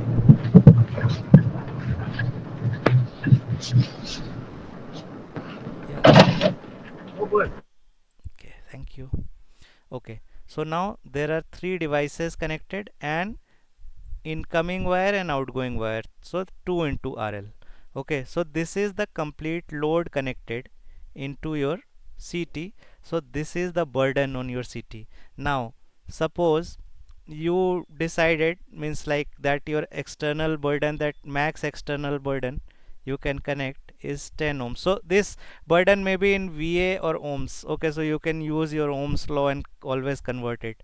Okay, so like suppose if it is 10 ohms defined, that maximum ohms that you can connect on your CT is 10 ohms. Okay, and you checked that for this meter it's 2 ohm, for this meter it's 2, this meter it's 3, although it's very high. Nowadays these resistances are like this: 0.01, 0.1, 0.25, like this. You will get these kind of resistances. These are the practical values that you will get, but just for calculation I'm taking. Okay, now this wire has 1 ohm, this wire has 1 ohm. Okay, so how much is the total resistance that is connected? 2 for the wire, 3 for meter 1, 2 for meter 2, and 3 for meter 2. So it is 6 plus 4, 10 exactly. So I'm connecting 10 ohms. That means this is okay. Okay, why? Because what manufacturer is saying, I am within that limit, or you can reduce it also somewhat. So now suppose you want to make it less than 10. So what you can do, either you can reduce this length. Okay, if that is not possible, you increase the cross section size of this wire. Instead of using 2.5, you can use 4 or 6. So what will happen, this 2 will reduce maybe to 1. Okay, so then it will be 9 ohms only. Okay, so why we keep it within the recommended limit? Because whatever the error that manufacturer is guaranteeing, point 0.1, point 0.2, will only be applicable if your connected burden is less than the burden that manufacturer has defined for your metering core. Okay, so first thing for metering core was accuracy, second thing burden, third thing is called as SF or ISF. Okay, so this is your security factor or instrument security factor. Okay, what is this? And this is defined as like this 5 or 10, something like this. Okay, so what is security factor? Now again this same circuit which we were discussing. Okay, so if suppose there is any fault in this line, so this is suppose a 800 bar 1 CT. Okay, so do I need to keep doing my metering when there is a fault in my system? Okay, like suppose there is a fault current of 8000 ampere in my system, and that is flowing through CT. So earlier my CT was giving 1 ampere because only 800 was flowing, but now it's increased to 10 times. So now 10 ampere is flowing, but this 10 ampere will be flowing for very short duration of time. How much? Maybe 0.1 second, 0.2 second, like that. Okay, 100 millisecond, 200 millisecond, or maybe 500 millisecond, or at worst 1 second. Okay, so do I need to keep metering for this? No. Okay, why? Because this is a very intermittent or very instantaneous transient in my system, and I don't want to carry on metering, because once I design my CT or device for this higher values, the accuracy will be compromised. Okay, so what we do, we always design our metering devices for rated and little bit more than the rated. Okay, for overloading conditions, like maybe 120 or 150% of the rated current. Okay, not more than that. So these meters are designed to withstand these fault values also, because if there will be 10 ampere and I design my meter only to carry 2 ampere, so its coil will be burnt or it will be damaged if 10 ampere will flow from here. Okay, so what we do, we keep the coil rating little higher to the rated, and that is called as security factor of the devices. Okay, so like security factor is 5, so that means it can withstand up to 4000 flowing in primary side. Okay, so if my device security factor is 5 for each device, so I need to make sure that the security factor for meter is also somewhere near 5. Okay, SF. So what is SF basically? That when there will be 8000 flowing into your system, so your meter will saturate at 4000 only. Metering class, only metering class core I am talking, only core number 1 will not give me more than 5 ampere output on secondary, whatever may be the output on primary. Like suppose on primary it is 10,000, okay, or maybe 16,000 suppose.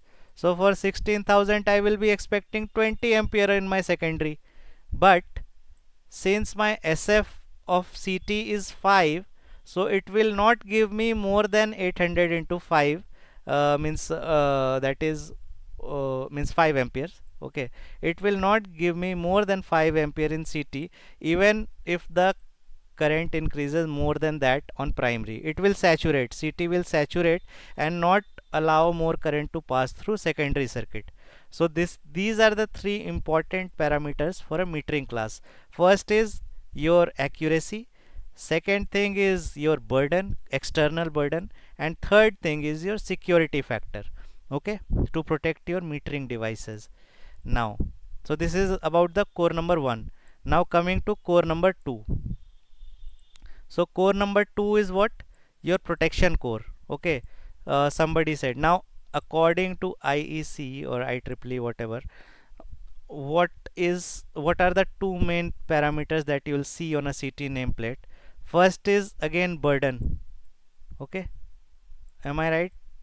Like you must have seen burden on protection classes also, right?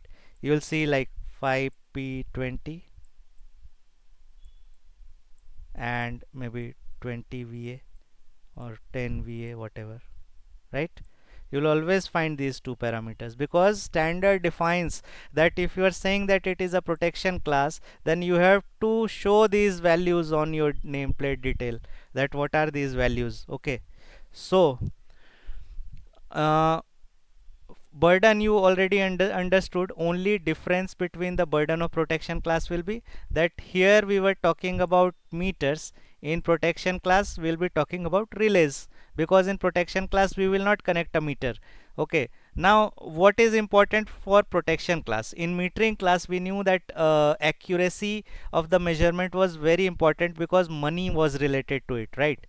Money was directly, finances were related to that. Okay, we were doing some power exchange and we were exchanging money instead of that. So that's why accuracy was more important and it was defined for some rated currents. But what is the important thing for protection core? Please, if anybody wants to discuss, please just let me know.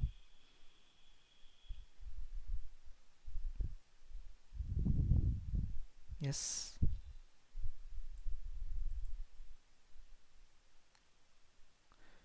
We are okay. uh, no, but we are okay means means why we, what thing you want on a protection core?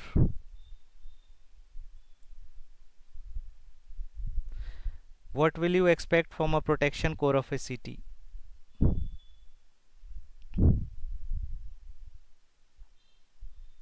See, why we use a protection core? We use protection core for protecting our devices. Okay, means we want to trip on fault. Okay, so the main important thing that you need on a protection core is to show you the current which is on the primary side, not with high accuracy, there may be error, but I want the CT to not saturate. Okay, means if there is as we saw in metering class, that when 16,000 current was flowing, due to saturation of SF, it was only giving me 4000 measurement. Means when 20 ampere was flowing in secondary for a 800 by 1 CT, it was giving me only 5 amperes due to saturation, because we designed it in a such a fashion that it should saturate above 4000 and not give me more than 5 ampere in secondary. But in protection core we don't want it to saturate at 4000, and we want this CT to give me 20 amperes when there is 16,000 ampere in primary. And again this 60 ampere may be means 16,000 ampere or 20 ampere may be with some error, like it may give me 19.7 or it may give me 21.2. it's fine because it will not impact too much, okay, my protection system. So I am not much worried about the error here, okay, but I want my CT to reflect the primary current as it is, means up to some extent into my secondary value, okay. So this is the most important requirement for a protection core, okay. Now, so what is this 5p20? Like this is called as ALF, okay, ALF, accuracy limit factor, and this is one very important criteria for a protection core, okay. So this defines that when your current is 20 times, means for a 800 bar 1 CT, 800 bar 1 CT, when current is 16,000 in primary, how much it will give me in secondary? 20. So till the current is up to 20 times the primary current, error will not exceed plus minus 5%, okay. This is what ALF defines. Now when you know that you designed your substation and the maximum fault that can appear into your substation is 30 times, okay, of your CT ratio. So in that case, will this CT will be sufficient? No. Why? Because the fault current may be 30 times, and if you are coordinating your system that you want to trip some protections based on the current grading above 20, so this core will not be sufficient. Then you have to go with 5p30, okay. So this is the thing, means ALF. So for protection class we have two important criterias: burden connected to the CT and accuracy limit factor, okay. So here the CT manufacturer is guaranteeing that up to 20 times you will not get error more than plus minus 5%, but above 20 it may not saturate above 20, it may continue up to 30, but error will be more than 5%. That manufacturer is not guaranteeing to you, okay. This is the difference. Now third core was PS class or protection special class. So PS class, when we use a PS class CT, when you have to compare two currents, okay. So why it is important? Like suppose we take example of a transformer. This is a transformer, this is the HV side, this is the LV side of the transformer, okay. HV, LV. Now you have some CTs connected here, some CT connected on LV side, okay. And most of you know that there is differential protection in transformer. So what that differential protection do? It measures this current, it measures this current, okay. So suppose this is a I'll take simple example, 100 by 10 volt transformer, suppose, okay. So if current flowing on HV side will be 10 amperes, okay. So the current on LV side will increase by ratio of 10, because 100 by 10 is 10. So the current this side will be 100 ampere, right. So if 10 is entering in my transformer. So this differential relay will, this now again this CT is also suppose 10 bar 1 and this is 100 bar 1. So how much current I'll get here? 10 is flowing, so I'll get 1 ampere, and here 100 is flowing, so I'll again get 1 ampere, right? So one coming from this side, one coming from this side, so how much will be the difference? 1 minus 1 will be 0, right? There will be no difference. But now this is the healthy condition. Now suppose there is some fault in my system. Suppose there is fault here. Okay, so now I am getting maybe 100 amperes here and 1000 amperes here. Okay, so now how much current this CT will give me on secondary? 10, and this will also give 10 ampere. If both the CTs are giving me 10 ampere, then it's fine. Again difference is 0. 10 minus 10 is 0. But now suppose this current is 500 and this is 5000. Now the current here will be 50 and here also it will be 50.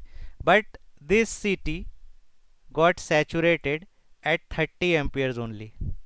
Okay, due to its magnetic curve. Okay, magnetic property, it got saturated, means it is not capable to give me 50 ampere on 5000. Okay, each transformer has its magnetic capability.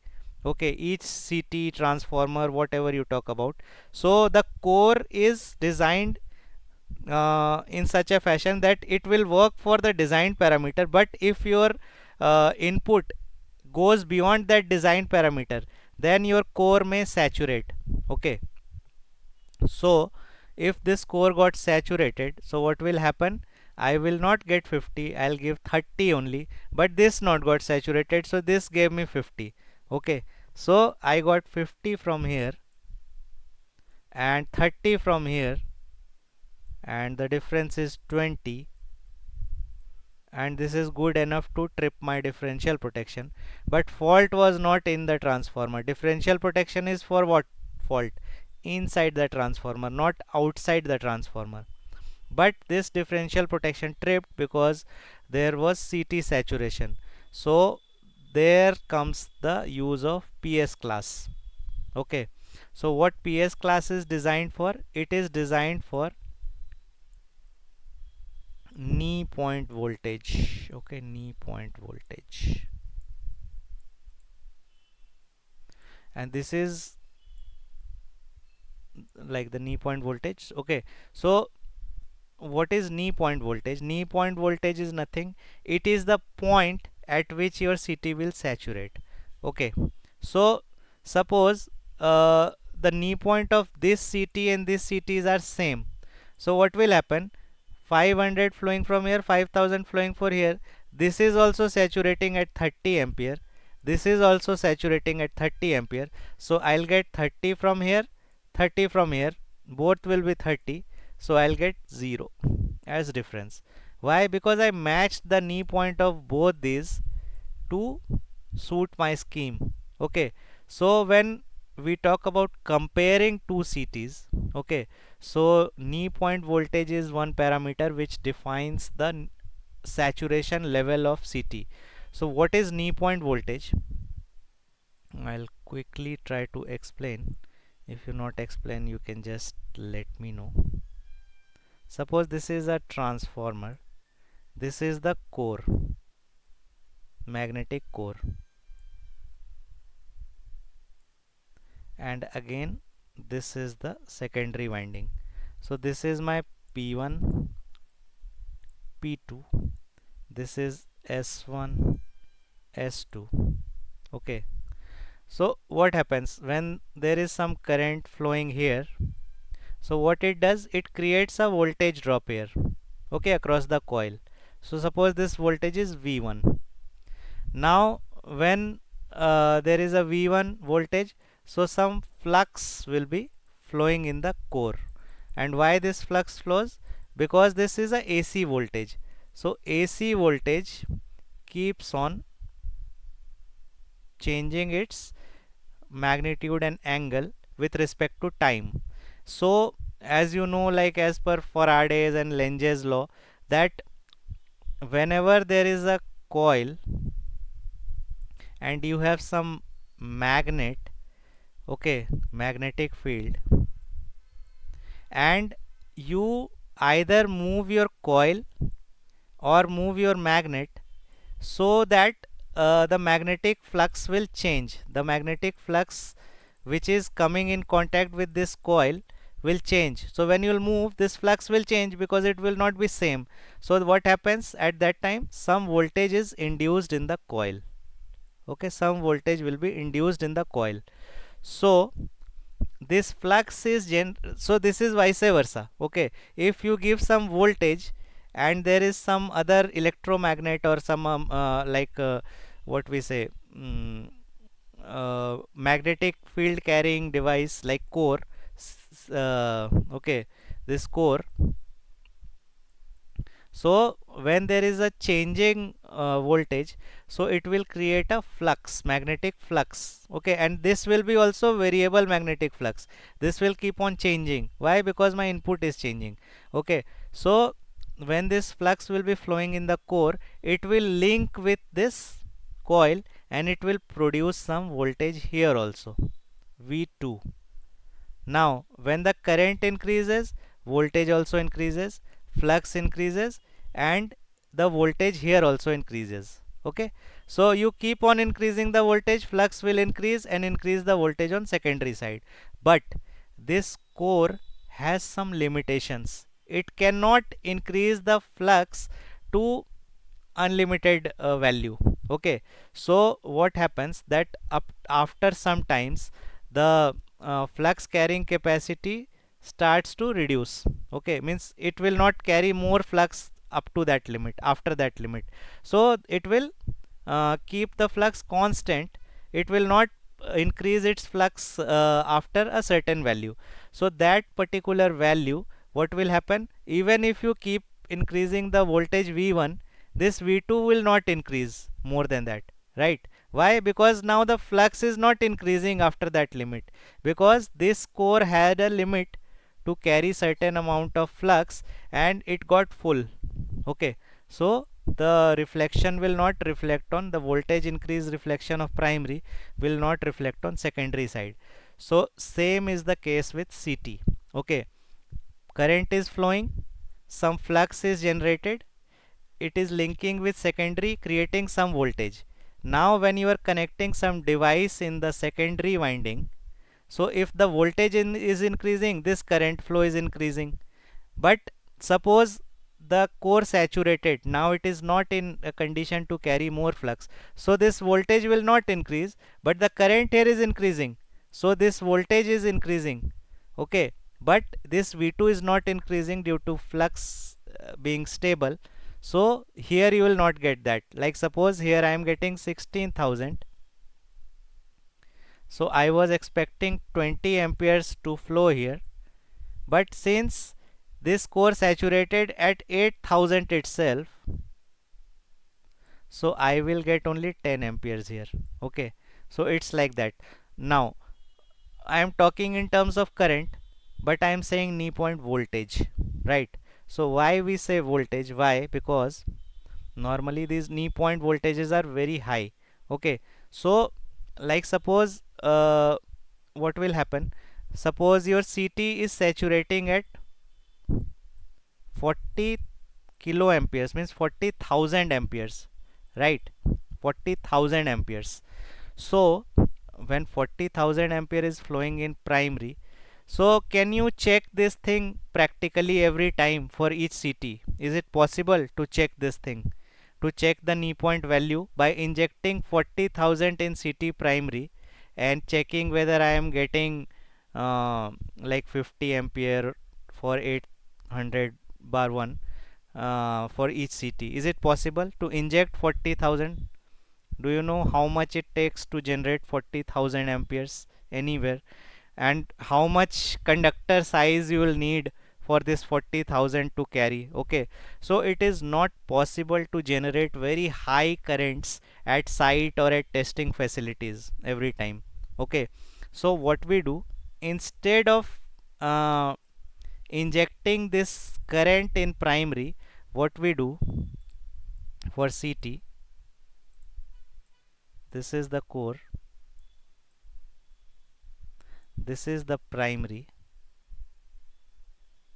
and this is my secondary, like more turns, very huge number of turns. Okay, this is my secondary. So what we do, we not inject any current here. Okay, instead what we do, we inject voltage here. Okay, and we increase this voltage. Okay, so whenever the voltage will increase at no load, what happens, that this will ideally not draw any current, but practically this not happens. Okay, it will draw some current, like you connected a voltage source here. Okay, voltage source, any like dimmer stat or something, single phase dimmer stat, loading transformer, anything. Okay, you can use, and you just keep on increasing the voltage, 0, 1, 2, 10, 100, 200, like that. Okay, and you put a milliampere current detector here, which will measure the milliampere. Okay, why? Because ideally I am not injecting and flowing any current, I am not connecting any load, but still there will be some current flowing. Why? Because there will be magnetizing current.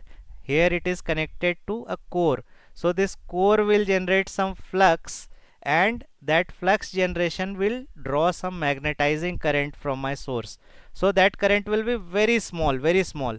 Okay, like 1 milliampere, 2 milliampere, 3 milliampere, 40 milliampere, 100 milliampere, like that, but it will be in milliamperes. Okay, so till the time your voltage is increasing, okay, and your core is not saturated, this milliampere will be very low, and the curve that you will get will be like this.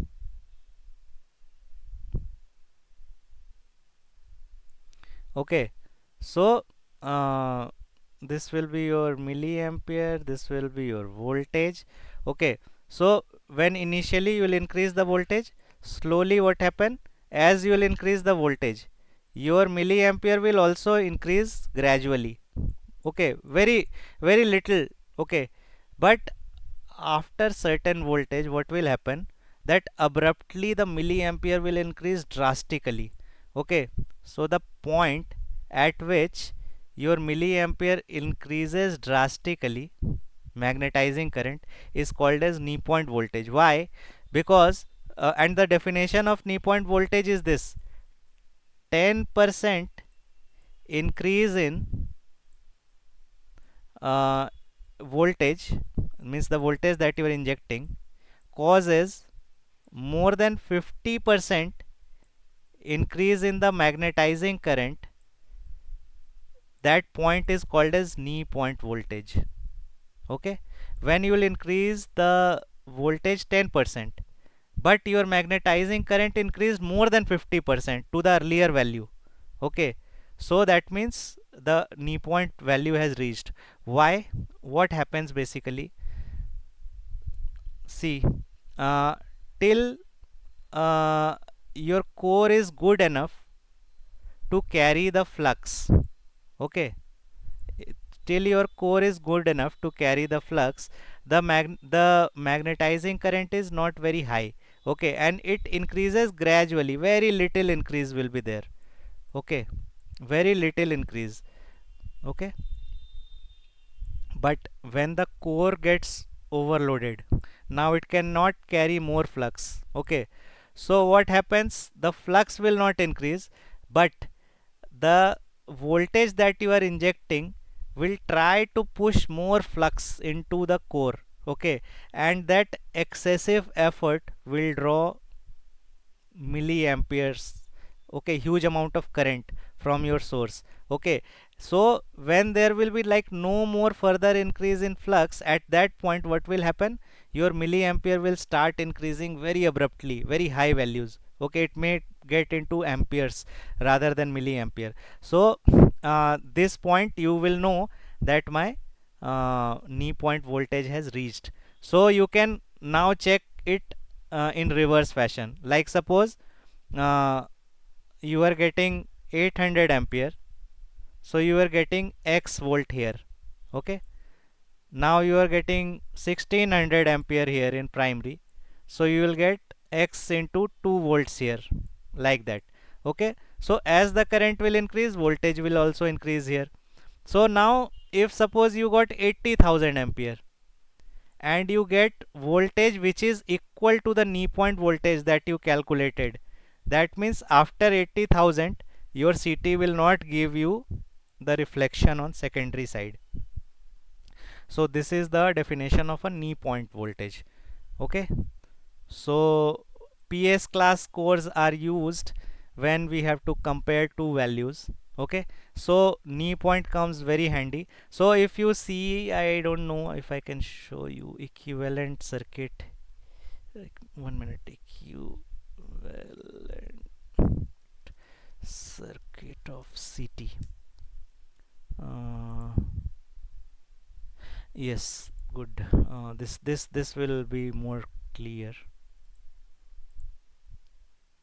Why it's not opening? Let me take the snip and we'll take it to the whiteboard itself.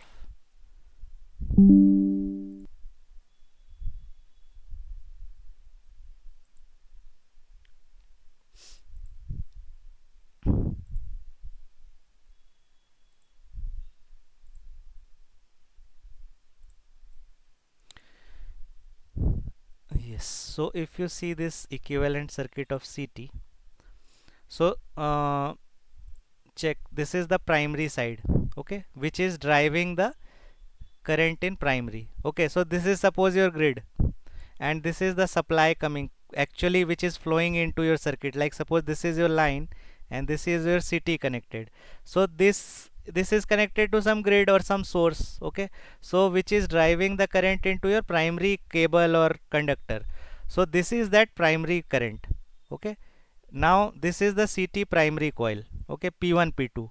So this is your P1 P2, and this is the secondary coil. So this is secondary coil S1 S2, and this is the CT internal impedance. Since there will be some coil in CT also, so it will have some impedance, like right, it will have some resistance, it will have some inductance since it is a coil.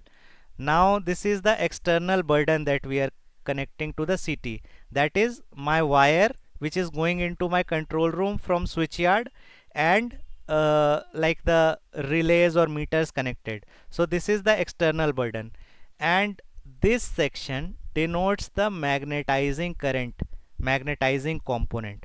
Okay, so this is a simple model of CT. Okay, so now in this we can see how it happens. What happens basically when, like suppose this is a 800 bar 1 CT. Okay, or maybe we'll take 100 bar 1 for ease. So it is a 100 bar 1 CT. So what will happen when 100 ampere will flow here? What will you get in your device? 1 ampere, right? So 100 is flowing in primary, I am getting 1 ampere, but you will not get exactly 1. Why? Because there will be very little magnetizing current. So you will get maybe 0.99 and maybe 0.01 will be going to magnetize the core. Okay, so this will be lost. This current you will not be able to measure. Why? Because it is going in development of the flux. Okay, which is creating this induction effect. Now this current increased to 1000 ampere. So what will I expect here? 10 amperes, but again you will not get 10, you may get 9.9, and you may get 0.1 flowing here. Okay, so you can see then when 1 ampere was flowing it was 1, and when 10 ampere is flowing it's zero point 0.1. So it is quite linear. The change of magnetizing current is quite linear. That means till now my CT has not saturated. But now suppose the current is 5000 ampere, which is flowing here, 5000 ampere. So I will be expecting 50 ampere in my secondary, but now the core has saturated. It is not able to uh, give the flux to secondary side, means not carry more flux than some limit. So suppose it uh, saturated at 3000 ampere itself. Okay, so what will happen? The excess current of 2000 will drain down to the this circuit, and it will not go to this side. So you will get only 30 ampere here, and 20 amperes will be flowing in this circuit. Okay, to it will try to push the flux, but flux will not go, so it will be wasted in the magnetizing current. Okay, so this 3000 ampere or whatever may be the voltage related to that, like suppose 200 300 volts, that will be your knee point voltage of CT. Okay, so you will not get more current on secondary side once you exceed the knee point voltage. Okay, so this was related to CTs. So I have mentioned here some points. Yes, now in CTs also, if we talk, uh, one very important thing, how many of you know auto recloser? What is auto reclosing?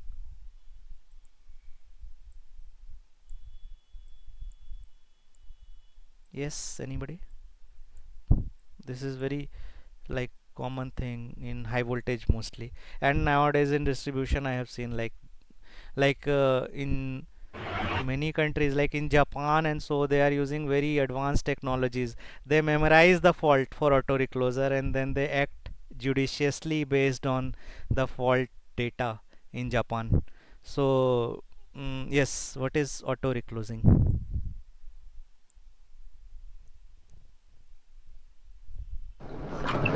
Hello. Sir, Yes. Auto reclosing. It means the automatic close of a circuit breaker after they've tripped or interrupt of a failure of a fault. Mm-hmm. Okay, yes, very true, very right. Okay, so auto reclosing is nothing but it's a simple scheme in which what we do, like suppose normally if you see in a high voltage substation, so the circuit breakers are not single pole, what we saw here earlier. This is I means sorry, three pole, not three pole, means in this all the three branches of three phases are coupled through a common rod, so they will all operate in a synchronism. Okay, both will open at same time and both will close at same time. You cannot do that. You can open these two phases and keep this phase closed. You cannot do this in this circuit breaker. But in high voltage substations like 400 or so, you will see that we have single pole breakers. Okay, each breaker is isolated from the other breaker, so most of the faults are line to ground fault, right? So we'll discuss this thing about faults. I'll show you some disturbance recorders and all also in the next session. Okay, so yes, if like suppose this is a 400 kV line, three phases are going on a tower. Okay, this is a tower number 1, tower number 2. Okay, and some bird came in close proximity of this tower, and due to that what happened, that it was so close that it created a fault between the tower metallic structure and conductor bypassing the insulator. Means you must have seen like there are cross arms in the towers. Okay, and on those cross arms we have some porcelain, glass or composite insulator, different type of insulators. Okay, and this carries the conductor, right? So what this insulator do, it keeps the live conductor away from this earth cross arm. This is earthing. The cross arm is grounded, Okay, so this is earthed.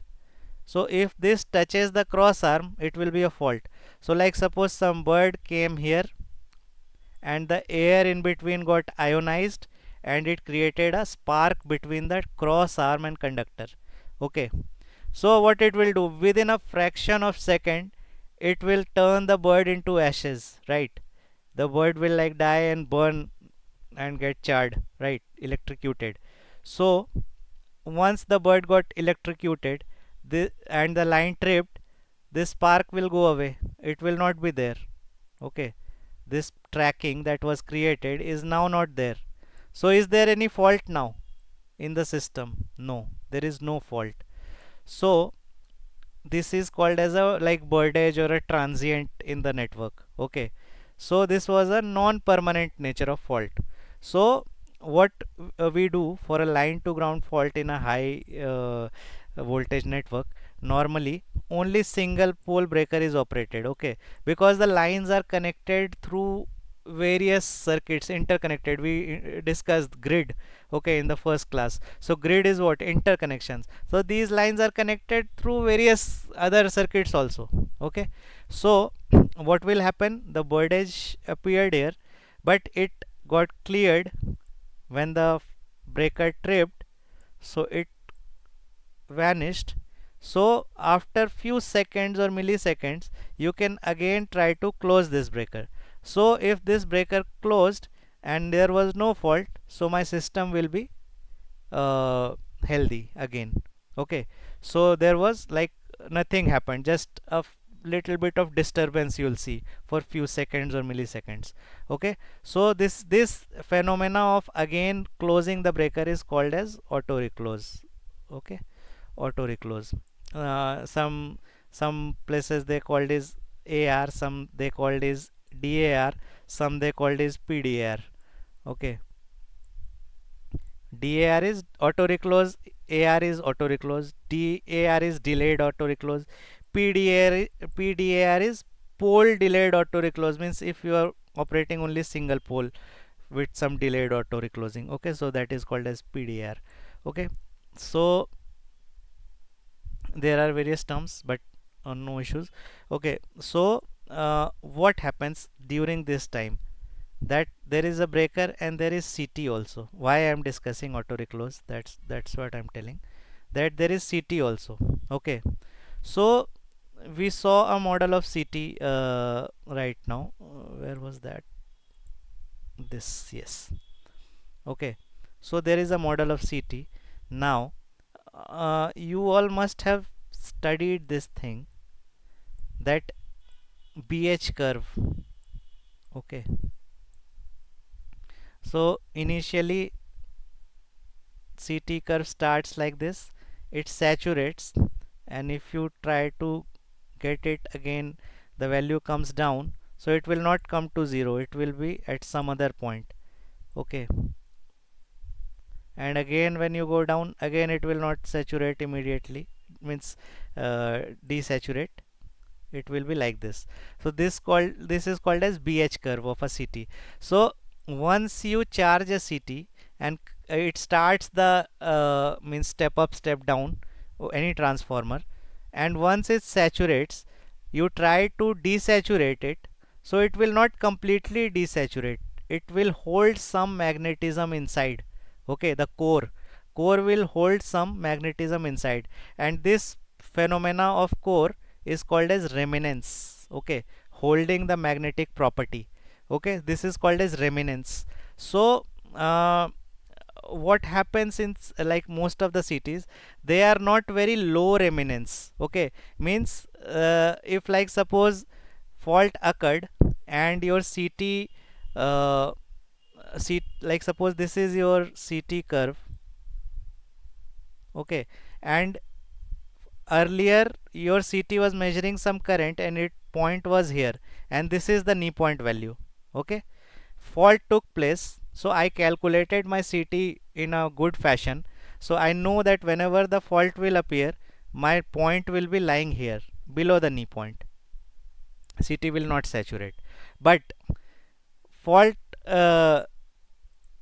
appeared in my line, okay, and my point switched to this point, but again current got 0 when the breaker opened, so point dropped down to some other value like here. Okay, and again after 1 second I auto reclosed, so now this point may tend to jump down this knee point value and may tend to saturate if there is persisting fault. It may happen that uh, you auto reclosed, but actually the bird was stuck here. Okay, and as you auto reclosed, so bird was stuck somewhere here and it bypassed some of your insulator or carbonized the insulation, so as you restarted again the fault started. Okay, it may happen. So that means this fault was not a temporary fault, it was a permanent fault.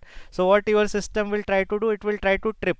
Okay, but since your CT did not had very low remanence, it stored some magnetic field inside it, the core stored the magnetic field, and as the fault again took place, it moved from that magnetic field to the saturation zone and your CT saturated, and instead of giving you 50 ampere it gave you 30 ampere or 20 ampere. And suppose your distance protection or differential protection was expected to trip on high set, but it not tripped, so the tripping got delayed, and due to that some of your insulator may got damaged. Okay, so that's why to get the low remanence based on the auto reclose requirement, we have some cores in the CT that are like TPY, TPX. Okay, so they are low remanence. In this, the limit of remanence is also defined in the nameplate. Okay, so that's why I just discussed the auto reclosing.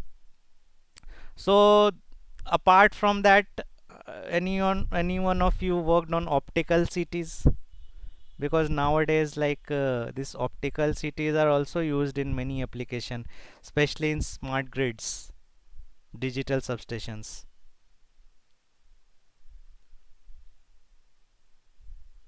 Any idea?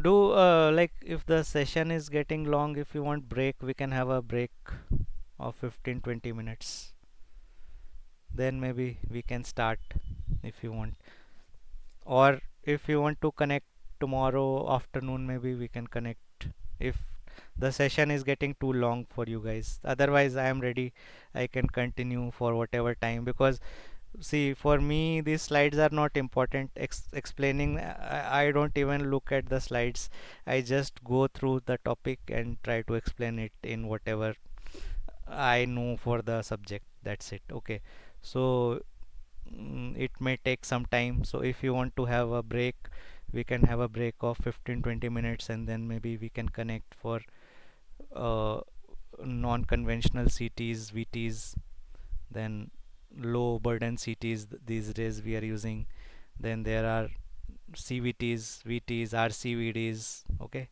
then there are transformers, then we have generators.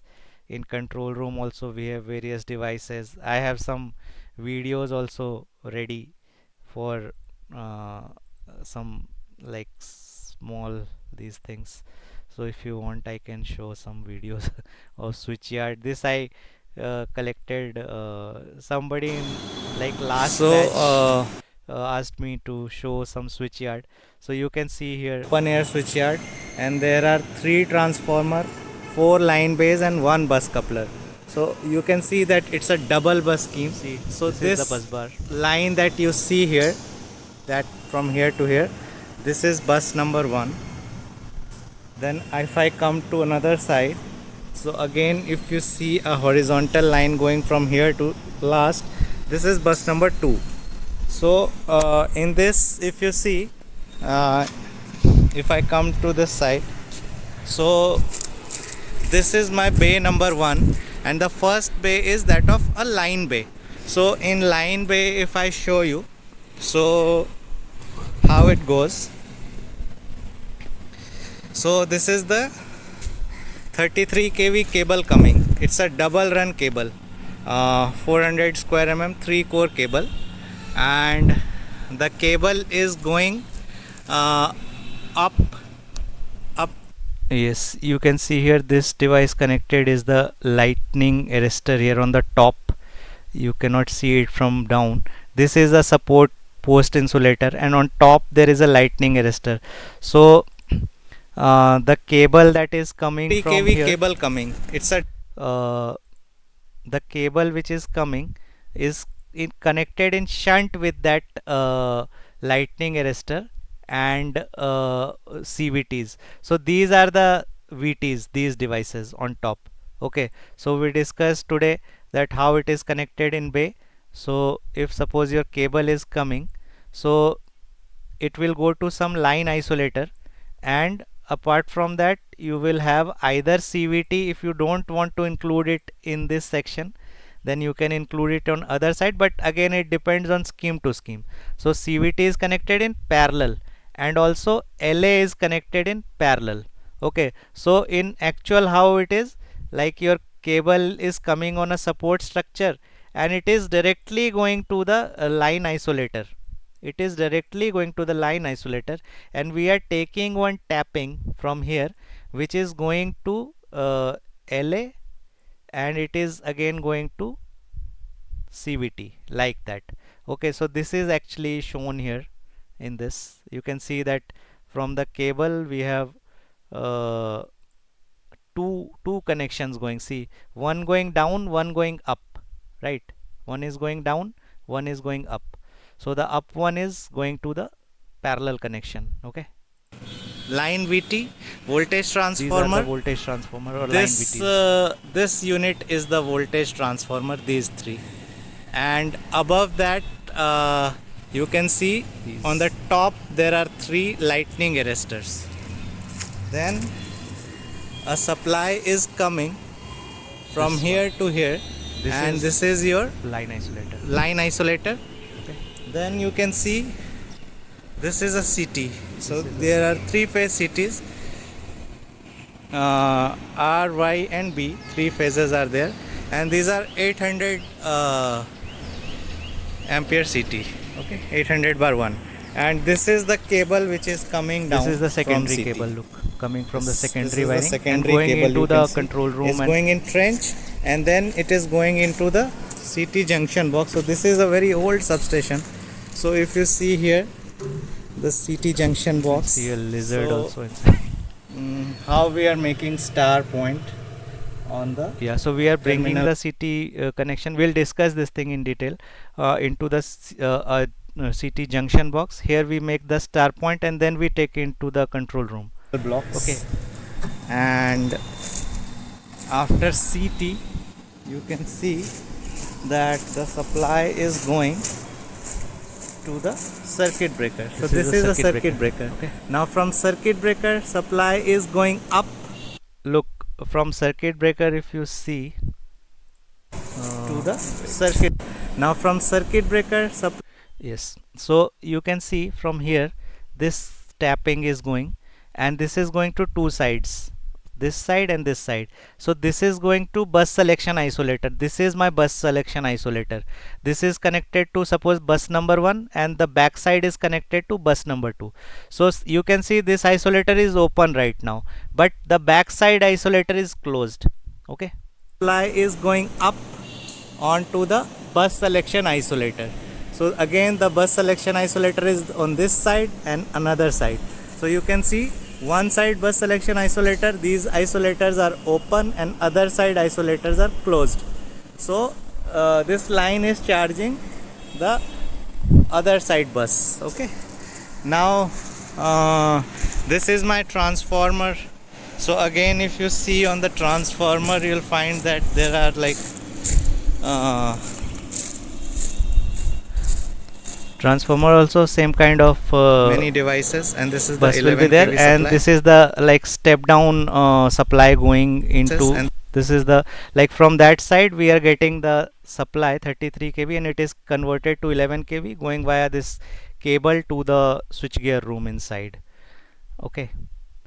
Okay, so we have many videos like for CRP, RTUs. Okay, then I have relay testing videos also. If you guys need, I have many videos that I created for myself when like I was doing these testings and all. And also we'll share many softwares, wiring diagrams, everything related to protection. So don't worry, we'll share many material. But I just request, whenever like I'll share something, try to download it like in 1 or 2 days, because then I have to delete it from my drive, because these are very bulky softwares, and my drive is already full. I don't want to pay Google to like for more storage. uh, okay, so tell me, if you all want to continue, we can continue. If you want to have small break, we can have small break, or, you want to continue now? I think we can have a small break of 20 minutes and then we can Okay, fine, good. So come we'll back. join at, right now it's 16:01 in India. In Indian time we'll join at 16:20. Is it okay? Yeah, Yes, it's okay. Okay. Okay, fine. Thank you. So I'll stop the recording here, and then we'll